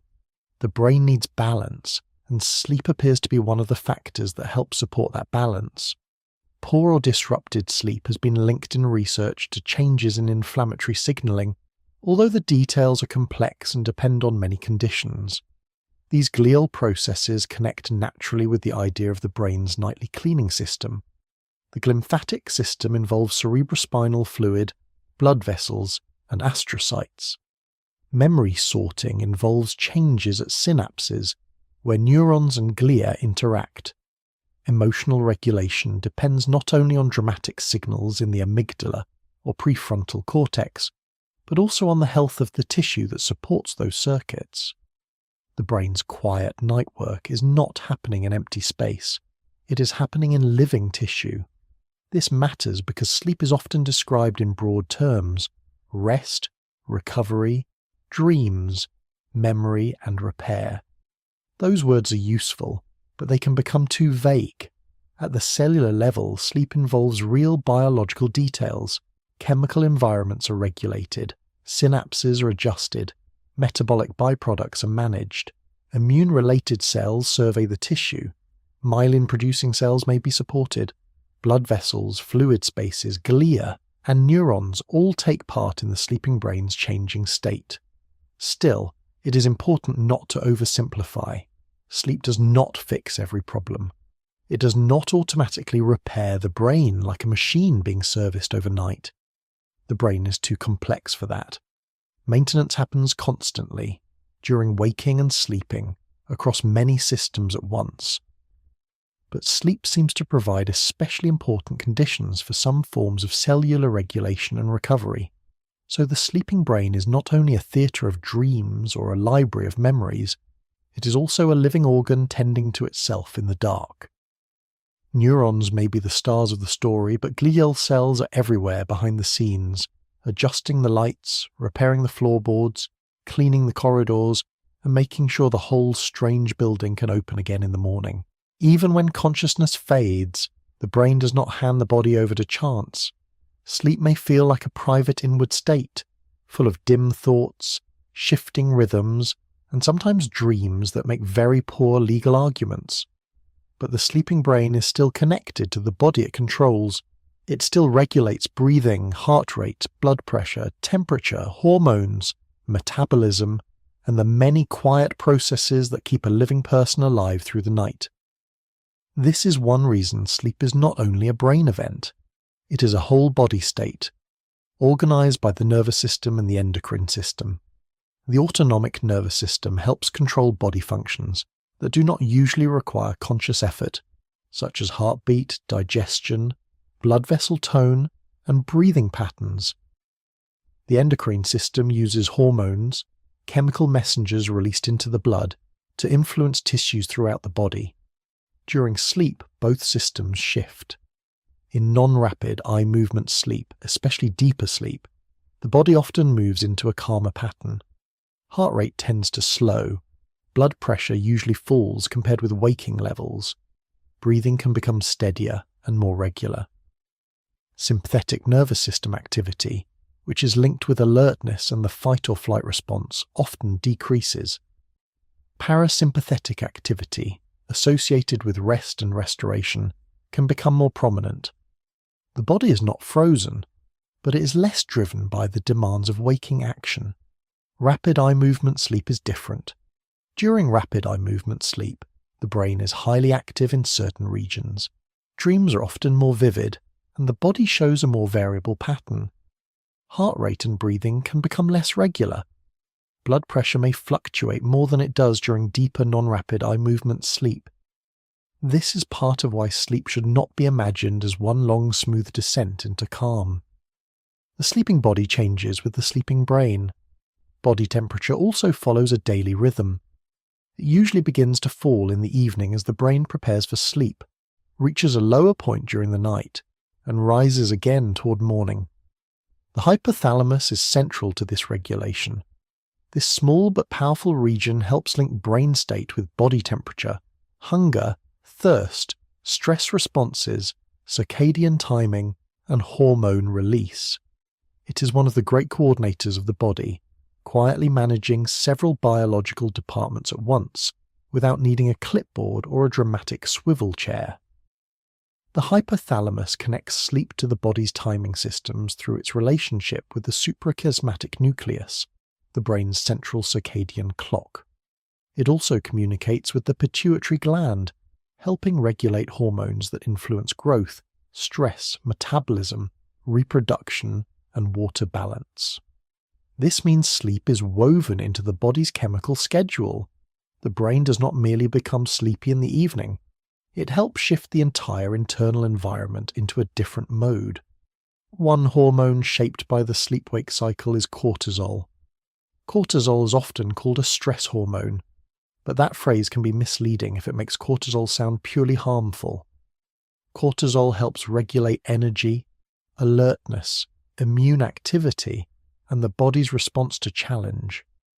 In a typical daily rhythm, cortisol tends to be lower during the early part of sleep and rises toward morning, helping prepare the body for waking. Growth hormone is also closely linked with sleep, especially deep, non-rapid eye movement sleep. Growth hormone supports growth in children and adolescents, but in adults it also has roles in tissue maintenance, metabolism, and repair. Its release is not limited to sleep, and sleep is not a magical repair button.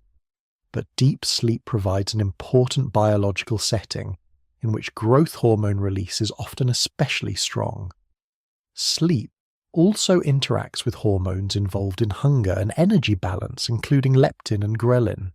Leptin is connected with signals of energy sufficiency, while ghrelin is involved in hunger. Researchers found that insufficient sleep can influence these hormone systems and may affect appetite and metabolic regulation. Insulin sensitivity can also be affected by sleep duration and quality, meaning the body's handling of blood glucose is linked in part to sleep. This does not mean one night of poor sleep ruins metabolism, or that sleep alone controls body weight or blood sugar. Biology is far too interconnected for that. But it does show that sleep is part of the body's wider regulatory network.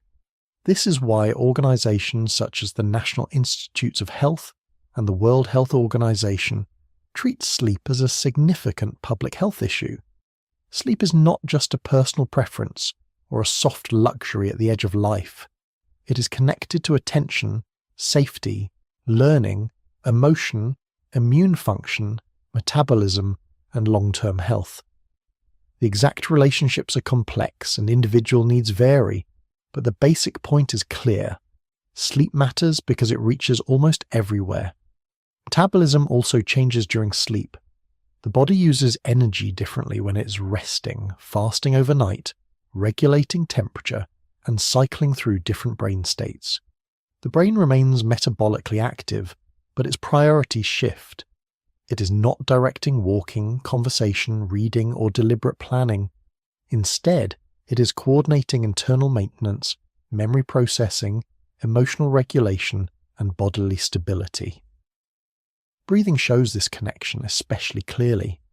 Breathing continues automatically, because brainstem circuits maintain the rhythm. During non-rapid eye movement sleep, breathing is often more regular. During rapid eye movement sleep, it can become more irregular, partly because the brain's internal activity is more variable and muscle tone is altered.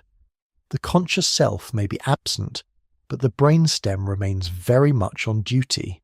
So the sleeping brain is not an isolated organ dreaming quietly in a sealed room. It is still governing a body. It lowers and raises signals. It adjusts hormones. It changes temperature. It shifts heart rhythm, breathing, blood pressure, hunger chemistry, stress chemistry, and metabolic balance. It remains in command, but in a different style. During the day, the brain helps the body meet the world. During sleep, it helps the body maintain itself beneath the world. During rapid eye movement sleep, the brain can become astonishingly active.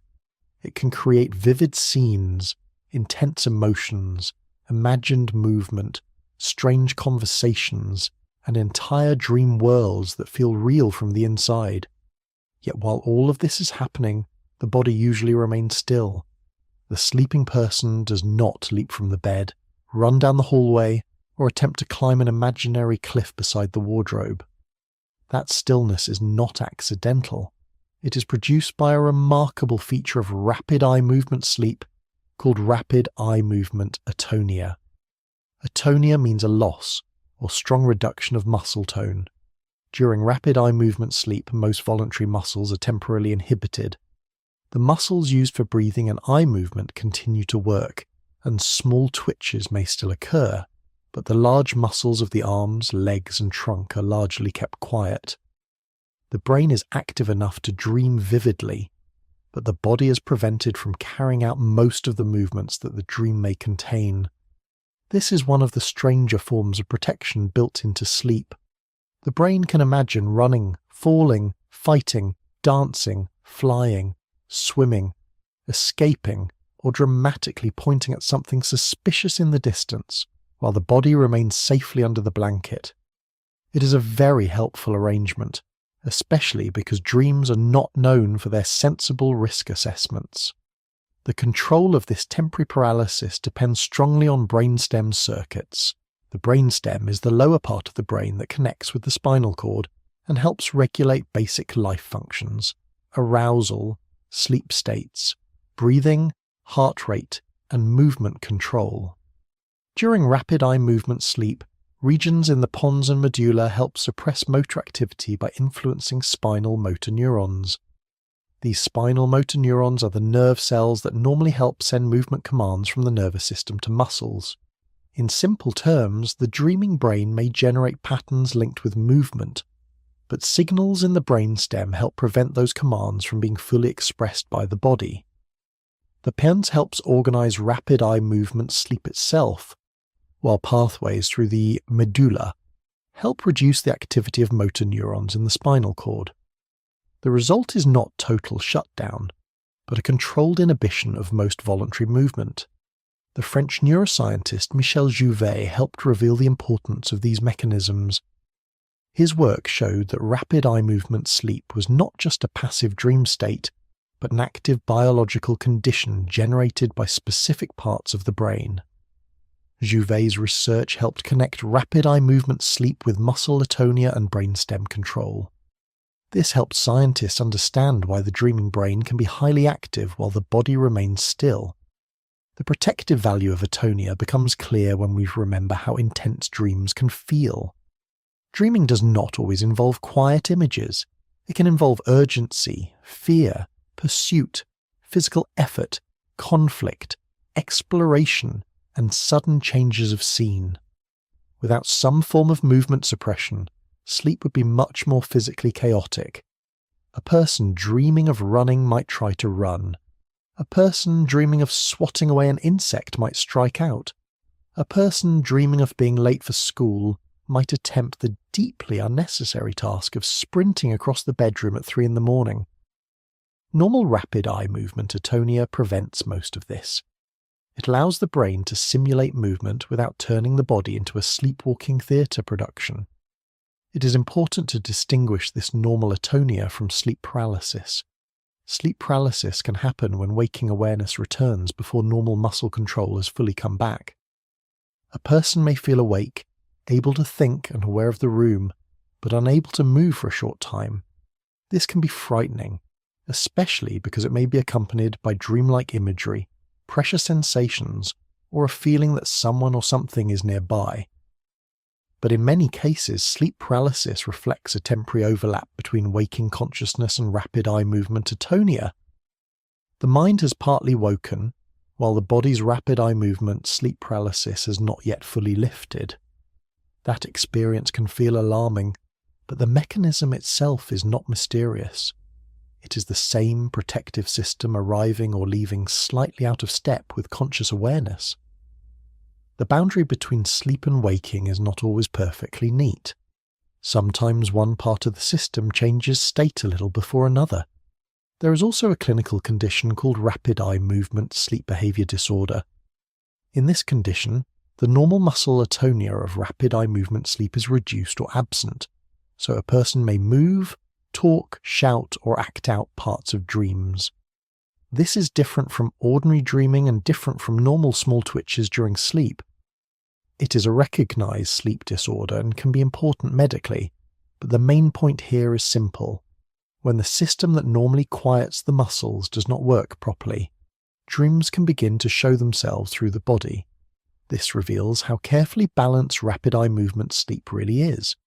The brain is not merely turning imagination loose, it is also controlling the body, suppressing movement, adjusting breathing and heart rate, and maintaining a boundary between internal experience and outward action. Rapid eye movement atonia is one of sleep's quiet safeguards. It allows the brain to create vivid dream worlds while protecting the sleeping body from most of their movements. The dream may be wild, the story may be impossible, the emotions may be enormous, but the body is held gently in place by circuits deep in the brainstem. The sleeping brain does not only create the theatre of dreams, it also lowers the curtain between imagination and action. Sometimes, after struggling with a problem for hours, the best thing the brain can do is stop trying to solve it in the usual waking way. This can feel almost unfair. A person may sit at a desk, stare at the same sentence, move the same pieces of information around, and achieve nothing except a very advanced relationship with frustration. Then, after sleep, the problem may feel slightly clearer, not always solved, not magically transformed, but different. This is one reason sleep has long been connected with creativity and problem solving. The basic idea is not that dreams hand us perfect answers from a mysterious hidden genius. Most dreams, after all, are not exactly peer-reviewed. If a dream tells you to solve your problems by riding a bicycle through a library made of soup, caution is probably wise. But there is real scientific interest in how sleep can help the brain reorganize information, strengthen useful patterns, weaken distractions, and allow unusual associations to form. During waking concentration, attention is often narrow. The brain focuses on the task, the goal, the rules, and the immediate details. That is useful. Without focused attention, it would be difficult to read, calculate, plan, write, or follow a conversation. But narrow attention can also trap thought in familiar paths. The same assumptions are repeated. The same solution is attempted. The brain keeps knocking on the same door, even after the door has made it quite clear that it is not in the mood. Sleep changes the conditions. External input is reduced. The brain is no longer busy handling every sound, light, movement, social cue, and practical demand of the day. It can turn inward. Memory networks can reactivate. Emotional material can shift. Old knowledge and recent experience can be brought into contact in ways that waking attention might not have arranged deliberately. Research by Robert Stickgold and others has explored how sleep and dreaming may contribute to memory integration and cognitive flexibility. Some studies suggest that sleep can improve performance on certain learning tasks, especially when the brain has already been exposed to the relevant information before sleep. Sleep may help extract patterns, stabilize skills, and connect separate pieces of information. It does not place knowledge in the brain that was never there, but it may help the brain make better use of what it has already encountered. This is an important distinction.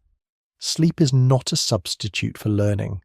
A person cannot sleep beside a textbook and wake with the contents politely installed. Very disappointing, but probably for the best, because pillows would become extremely competitive educational devices. The brain needs waking experience to work with.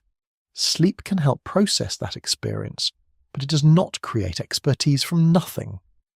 Certain types of problem solving may benefit from this processing. If a person learns a pattern, practices a skill, or works on a puzzle, sleep may allow the brain to reorganize the information and make hidden structure easier to notice later. Some experiments have found that people can improve after sleep on tasks involving motor skills, visual patterns, or insight. The exact effects depend on the task, the kind of sleep, the timing, and the individual, but the broader message is that cognition continues to develop after active practice ends. Several brain systems may help explain this.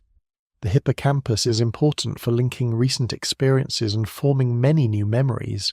During sleep, hippocampal activity can replay patterns connected with learning, giving the brain another opportunity to process them. The associative cortex, spread across large parts of the brain, helps connect different kinds of information, such as sights, sounds, meanings, memories, and concepts. These association areas are important for flexible thought, because creativity often depends on linking ideas that were not obviously connected before. The default mode network may also play a role. This network is involved in internally directed thought, imagination, memory, self-related thinking, and mental time travel.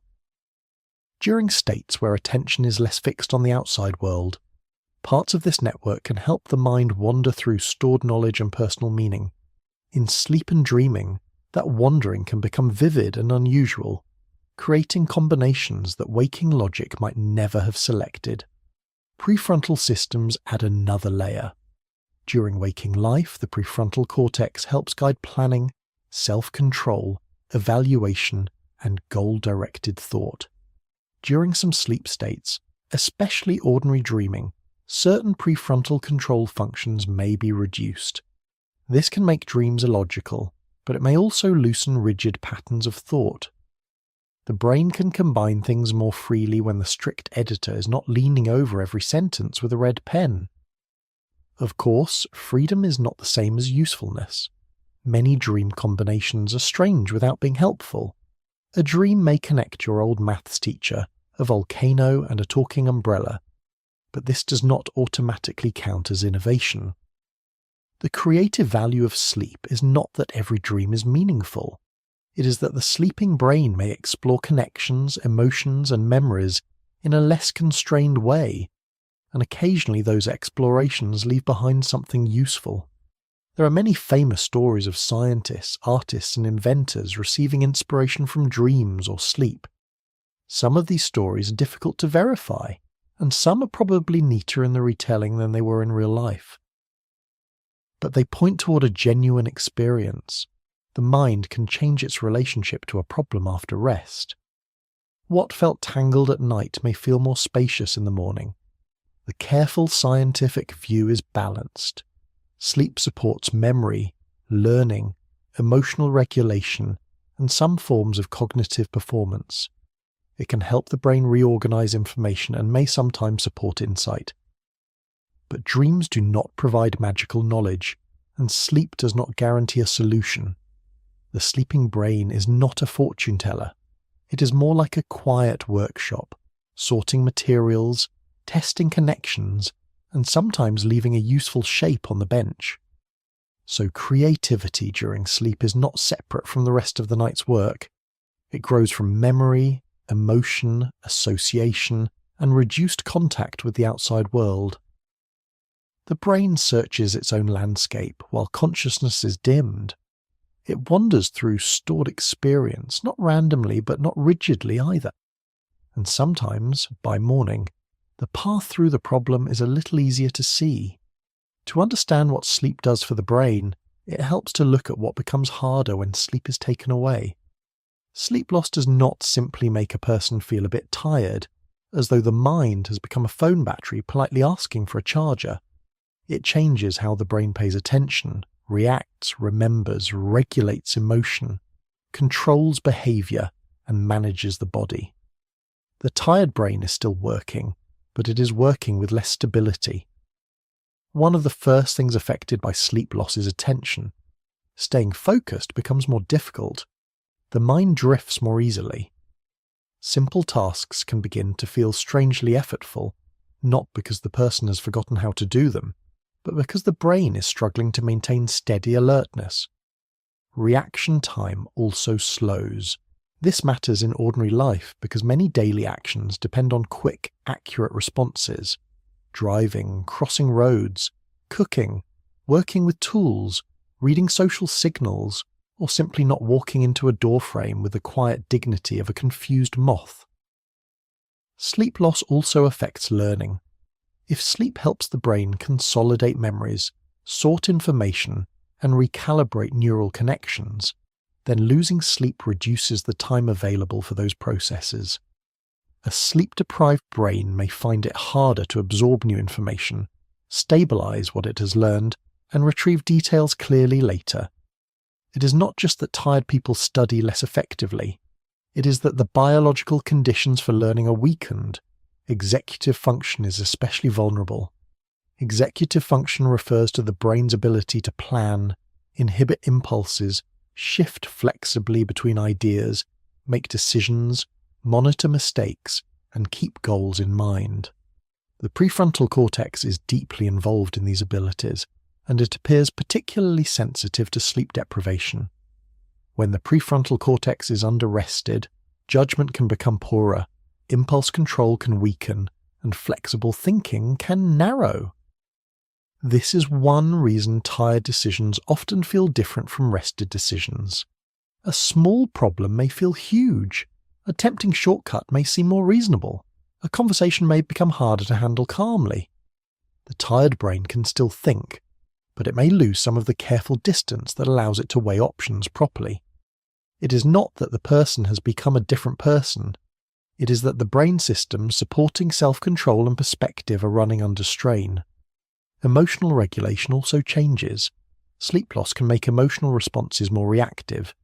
The amygdala, which helps detect emotionally significant information, may respond more strongly, while communication with prefrontal control systems can become less balanced. In everyday terms, the alarm system may become louder, while the thoughtful supervisor becomes quieter. Irritation, worry, sadness, and stress may all feel harder to keep in proportion. The effects reach the body too.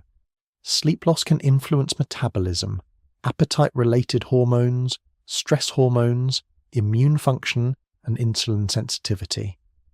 This does not mean one bad night ruins the body.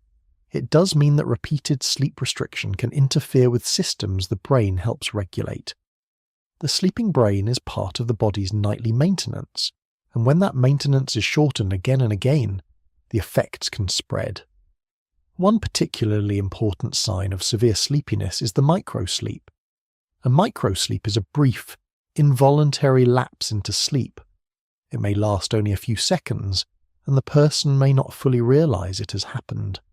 The eyes may close briefly. Attention may vanish. the brain slips out of wakefulness for a moment, even if the person is trying very hard to stay awake.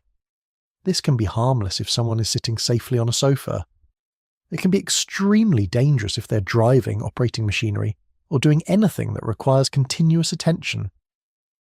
William Dement, one of the major figures in modern sleep research, helped bring attention to the importance of sleep deprivation, alertness, and public safety. His work, along with many later studies, made clear that fatigue is not just a private inconvenience. It is a serious factor in driving risk, workplace accidents, medical errors, and shift work challenges. A sleepy brain may insist it is managing perfectly well, but sleepy brains are not always the most reliable witnesses. Shift work is especially relevant because it can disturb both sleep duration and circadian timing. A person may be awake when the body is biologically prepared for sleep, and trying to sleep when the brain is receiving signals that daytime has arrived. This mismatch can make sleep shorter, lighter, or more fragmented. The problem is not simply lack of willpower. It is a conflict between social schedules and biological clocks. The Centers for Disease Control and Prevention, along with other public health organizations, has treated insufficient sleep as a significant health and safety concern. Sleep duration recommendations vary by age, but adults are commonly advised to get at least 7 hours of sleep on a regular basis. The exact amount needed differs between individuals, and quality matters as well as quantity. But the broad point remains: the brain needs enough sleep, often enough to function well. It is also important to distinguish one poor night from chronic sleep restriction. One bad night can make the brain foggier, slower, and more emotionally reactive, but the brain is resilient. People can recover from occasional disruption. A late night, a restless evening, or a single broken sleep is not a disaster. The bigger concern is repeated shortage over time, when the brain is regularly denied the full cycles it uses for memory, emotional balance, metabolic regulation, and cellular maintenance. Sleep loss matters because it removes more than rest. It interrupts the brain's nightly work. It shortens memory processing. It weakens emotional recalibration. It reduces attention. It strains the prefrontal cortex. It increases the chance of lapses, mistakes, and unstable regulation. A tired brain is not simply asking for comfort. It is asking for the conditions it needs to work properly again. The sleeping brain is not the same at every age. It changes as the body changes, as the nervous system develops, as hormones shift, and as the daily rhythm of life moves from infancy through childhood, adolescence, adulthood, and older age. Sleep is not a fixed little box that biology hands to us at birth and leaves untouched. It grows, reorganizes, thins, deepens, fragments, and adjusts across a lifetime. In the beginning of life, sleep takes up an enormous part of existence. Newborn babies sleep for much of the day and night, though not in the tidy blocks that tired parents might politely request. Their sleep is spread across many shorter periods, because their circadian rhythms are still developing, and their brains are still learning how to organize the difference between day and night. The sleeping infant brain is not simply resting after a long day of being extremely small, it is developing. Early life is a period of intense brain growth. Neurons are forming connections. Sensory systems are learning to interpret light, sound, touch, body position, faces, voices, and movement. Synapses, the connection points between neurons, are being formed, strengthened, weakened, and refined. Sleep appears to be closely linked with this developmental work. It provides conditions in which the young brain can process experience, support growth, and build the early architecture of perception and memory. This is why babies and children do not just sleep because they are little and easily tired. Their brains are changing rapidly. Sleep is part of that change. During childhood, deep sleep is often especially strong.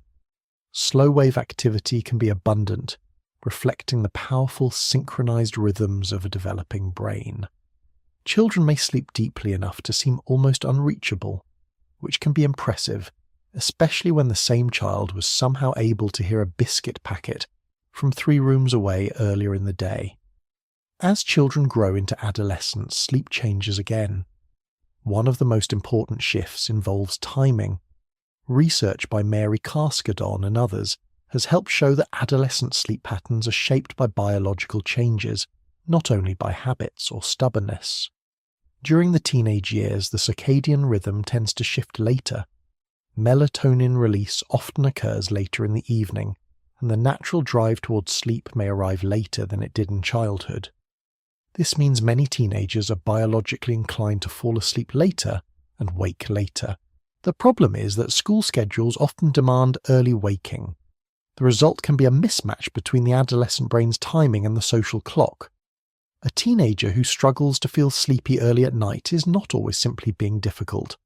Sometimes the brain's internal timing system is behaving exactly as teenage biology tends to behave, which is both scientifically understandable and deeply inconvenient for everyone involved in breakfast. Adolescence is also a period of major brain development. The prefrontal cortex, involved in planning, impulse control, decision-making, and flexible thinking, continues maturing. Emotional systems, reward circuits, hormones, social learning, and identity all change. Sleep supports learning and emotional regulation during this time, so repeated sleep restriction can matter for attention, mood, memory, and daily functioning. In adulthood, sleep usually becomes more stable, though individual patterns vary widely. Many adults settle into a fairly regular rhythm, shaped by work, family, light exposure, stress, health, and personal habits. Deep sleep remains important, but the amount and continuity of sleep can change depending on life circumstances. New parents, shift workers, people under stress, and those with irregular schedules may all experience disrupted sleep for reasons that are not simply about choice. As people move into older age, sleep often changes again. Deep slow-wave sleep commonly declines. Sleep may become lighter and more fragmented, with more awakenings during the night. The circadian rhythm may shift earlier in some older adults, making them feel sleepy earlier in the evening and wake earlier in the morning. Medical conditions, pain, medications, reduced light exposure, and changes in daily activity can also affect sleep. It is important to avoid the common mistake of saying that older adults simply need much less sleep. Sleep remains important throughout life. What often changes is the ability to get long, continuous, deep sleep. An older person may spend enough time in bed, but the architecture of sleep may be more broken. The need for restoration, memory support, emotional balance, and bodily regulation does not disappear just because the calendar has become more ambitious. Across the lifespan, sleep is shaped by memory, hormones, brain development, circadian timing, and health. In childhood, sleep supports growth and learning. In adolescence, sleep timing shifts while the brain continues to mature. In adulthood, sleep helps maintain cognition, emotion, metabolism, and daily function. In older age, sleep may become lighter, but it remains biologically meaningful. Individual sleep needs also vary. Duration matters, but it is not the only thing that matters. Quality, timing, continuity, and regularity all shape what sleep can do. A long period of broken sleep may not feel as restorative as a shorter but more continuous night. Sleep at the wrong circadian time may not function in quite the same way as sleep aligned with a body's internal clock. So the sleeping brain is never frozen in one pattern. It reflects the stage of life it belongs to. It carries the marks of development, learning, stress, aging, hormones, illness, recovery, and daily routine. From the newborn brain building its first maps of the world, to the adolescent brain drifting later into the night, to the older brain sleeping more lightly but still needing restoration, sleep remains a lifelong companion of change. The brain does not sleep the same way forever. It sleeps as a living thing changing through time. Waking up can feel like the simplest thing in the world. The eyes open, the room returns, the body shifts beneath the blanket. A sound becomes recognizable, a thought appears, then another, and slowly the person who disappeared into sleep seems to gather themselves back together. But waking is not merely the end of sleep, it is an active transition. The brain has to move from an inward cycling state back into a state that can deal with the outside world. It must restore alertness, sharpen sensory processing, increase muscle readiness, organize attention, reconnect memory, and bring executive control back online. The sleeping brain does not simply stop sleeping and instantly become fully awake, like a lamp switched on. It changes state through coordinated activity across arousal systems, sensory networks, movement circuits, and higher thinking regions. This is why waking can feel different from one morning to another. Sometimes awareness returns gently and cleanly, almost like surfacing through calm water. At other times, it arrives slowly with confusion, heaviness, and the strange sense that the bed has become a gravitational object of unreasonable power. That groggy feeling is called sleep inertia. It happens because the brain has not yet fully shifted into the organized alertness of wakefulness. Sleep inertia is especially noticeable when someone wakes from deep, non-rapid eye movement sleep. During deep sleep, the cortex is dominated by large, slow waves. Sensory responsiveness is reduced, and many networks are operating in a strongly sleep-like pattern. If waking interrupts that state suddenly, attention, memory, movement, and orientation may return unevenly. The person may know they are awake, but still feel mentally blurred, as if consciousness is arriving in pieces rather than all at once. The brainstem is one of the first key players in restoring wakefulness.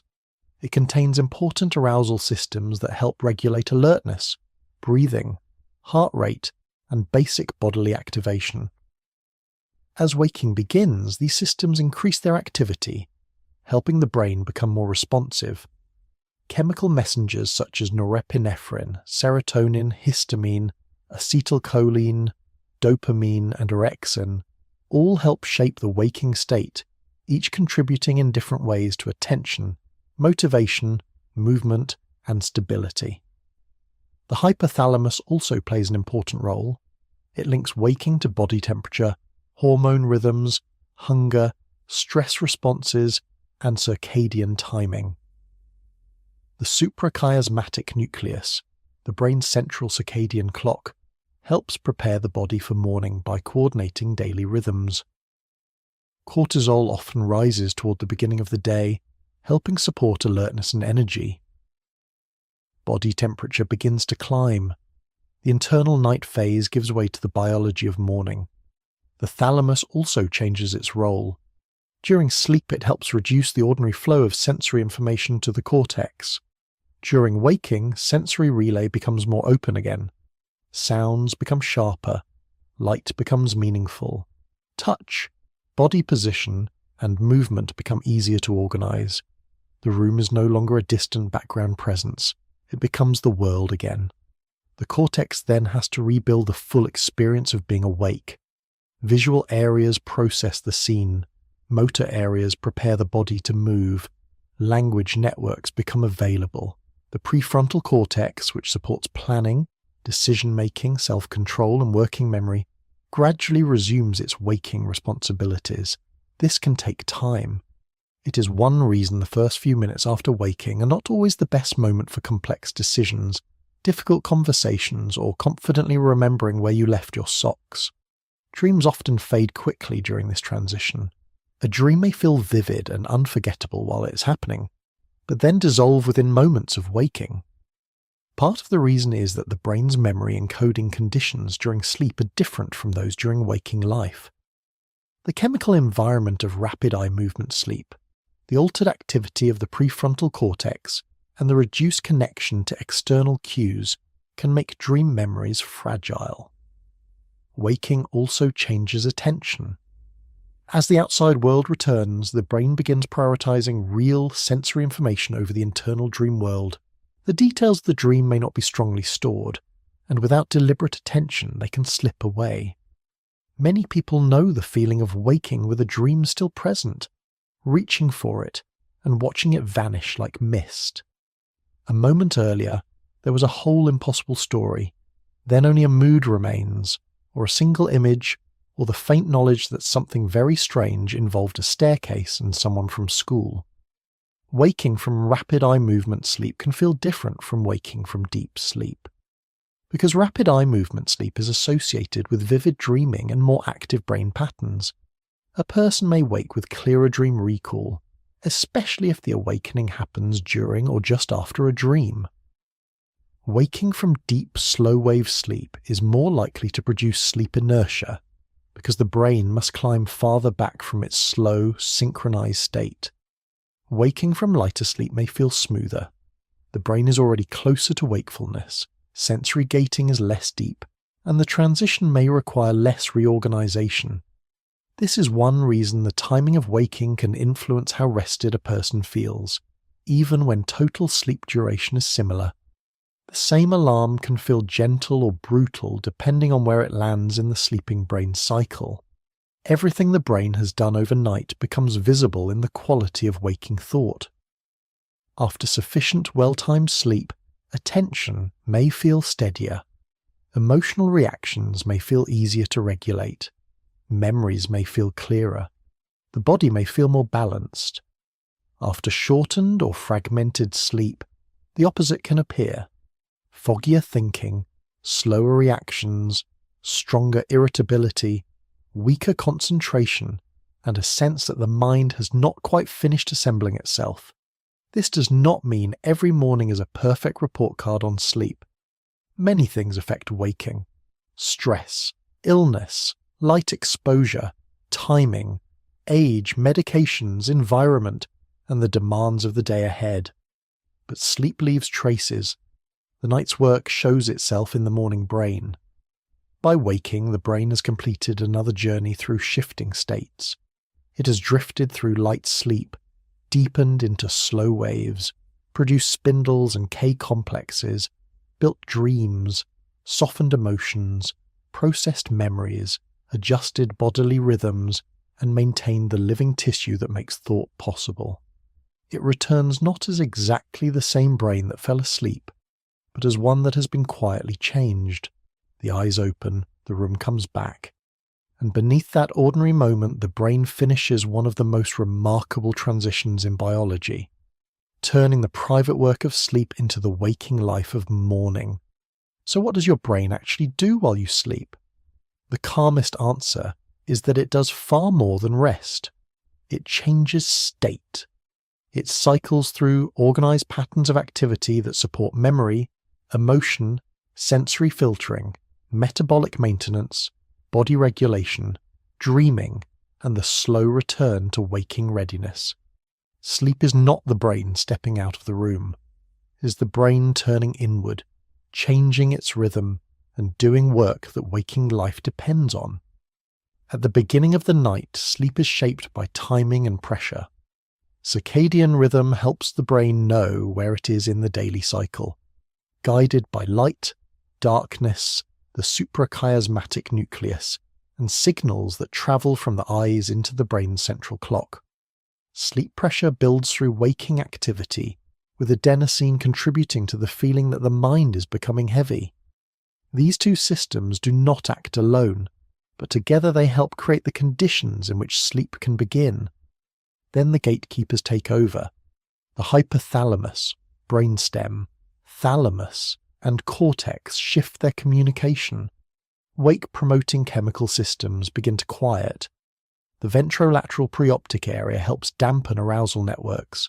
Orexin helps stabilize wakefulness when it's present, and its loss shows how fragile the boundary between waking and sleeping can become. The thalamus begins to reduce ordinary sensory traffic to the cortex, so the outside world grows softer without disappearing completely. From there, sleep unfolds as architecture. A typical night moves through repeated cycles of non-rapid eye movement sleep and rapid eye movement sleep, often around 90 minutes each, though never with machine-like precision. Light sleep begins as the first drift away from waking consciousness. with alpha waves fading, theta waves appearing, muscles relaxing, and strange hypnagogic images sometimes rising at the edge of awareness. The brain does not plunge into deep sleep. It slips gradually into it. In the second stage of non-rapid eye movement sleep, sleep spindles and K-complexes appear. These patterns show the brain becoming better at protecting sleep while still monitoring the world. The thalamocortical system, the loop between the thalamus and cortex, helps create rhythms that filter ordinary sound and sensation. The sleeping brain is not sealed away. It is selective. It can ignore the hum of the room while still being ready to notice something important. Then come the slow waves of deep sleep. In slow wave sleep, large groups of neurons alternate between more active and less active states, creating powerful rhythms across the cortex. This deepest form of non-rapid eye movement sleep is linked with body regulation, immune function, growth hormone release, neural recalibration, and the kind of internal stillness that is anything but empty. The synaptic homeostasis hypothesis, associated with Giulio Tononi and Chiara Sorelli, suggests that sleep may help the brain rebalance the strength of synapses after a day of learning, stimulation, and noise. Sleep also sorts memory. The hippocampus helps bind many new memories, while the neocortex helps integrate knowledge across wide networks. During sleep, patterns linked to recent experience can be reactivated, replayed, and reorganized. Researchers such as Jan Bourne, Robert Stickgold, Matthew Walker, and many others have shown that sleep can support memory consolidation, though not as a magical recording device. It strengthens some things, links others, and allows many unimportant details to fade. That forgetting matters too. A useful brain does not preserve every passing detail with equal strength. Sleep may help reduce background noise, weaken irrelevant connections, and stop the memory system from becoming overloaded. Forgetting is not always failure. Sometimes it is filtering. It is the brain letting go of the 1,000 unimportant impressions of the day so that meaning can remain clearer.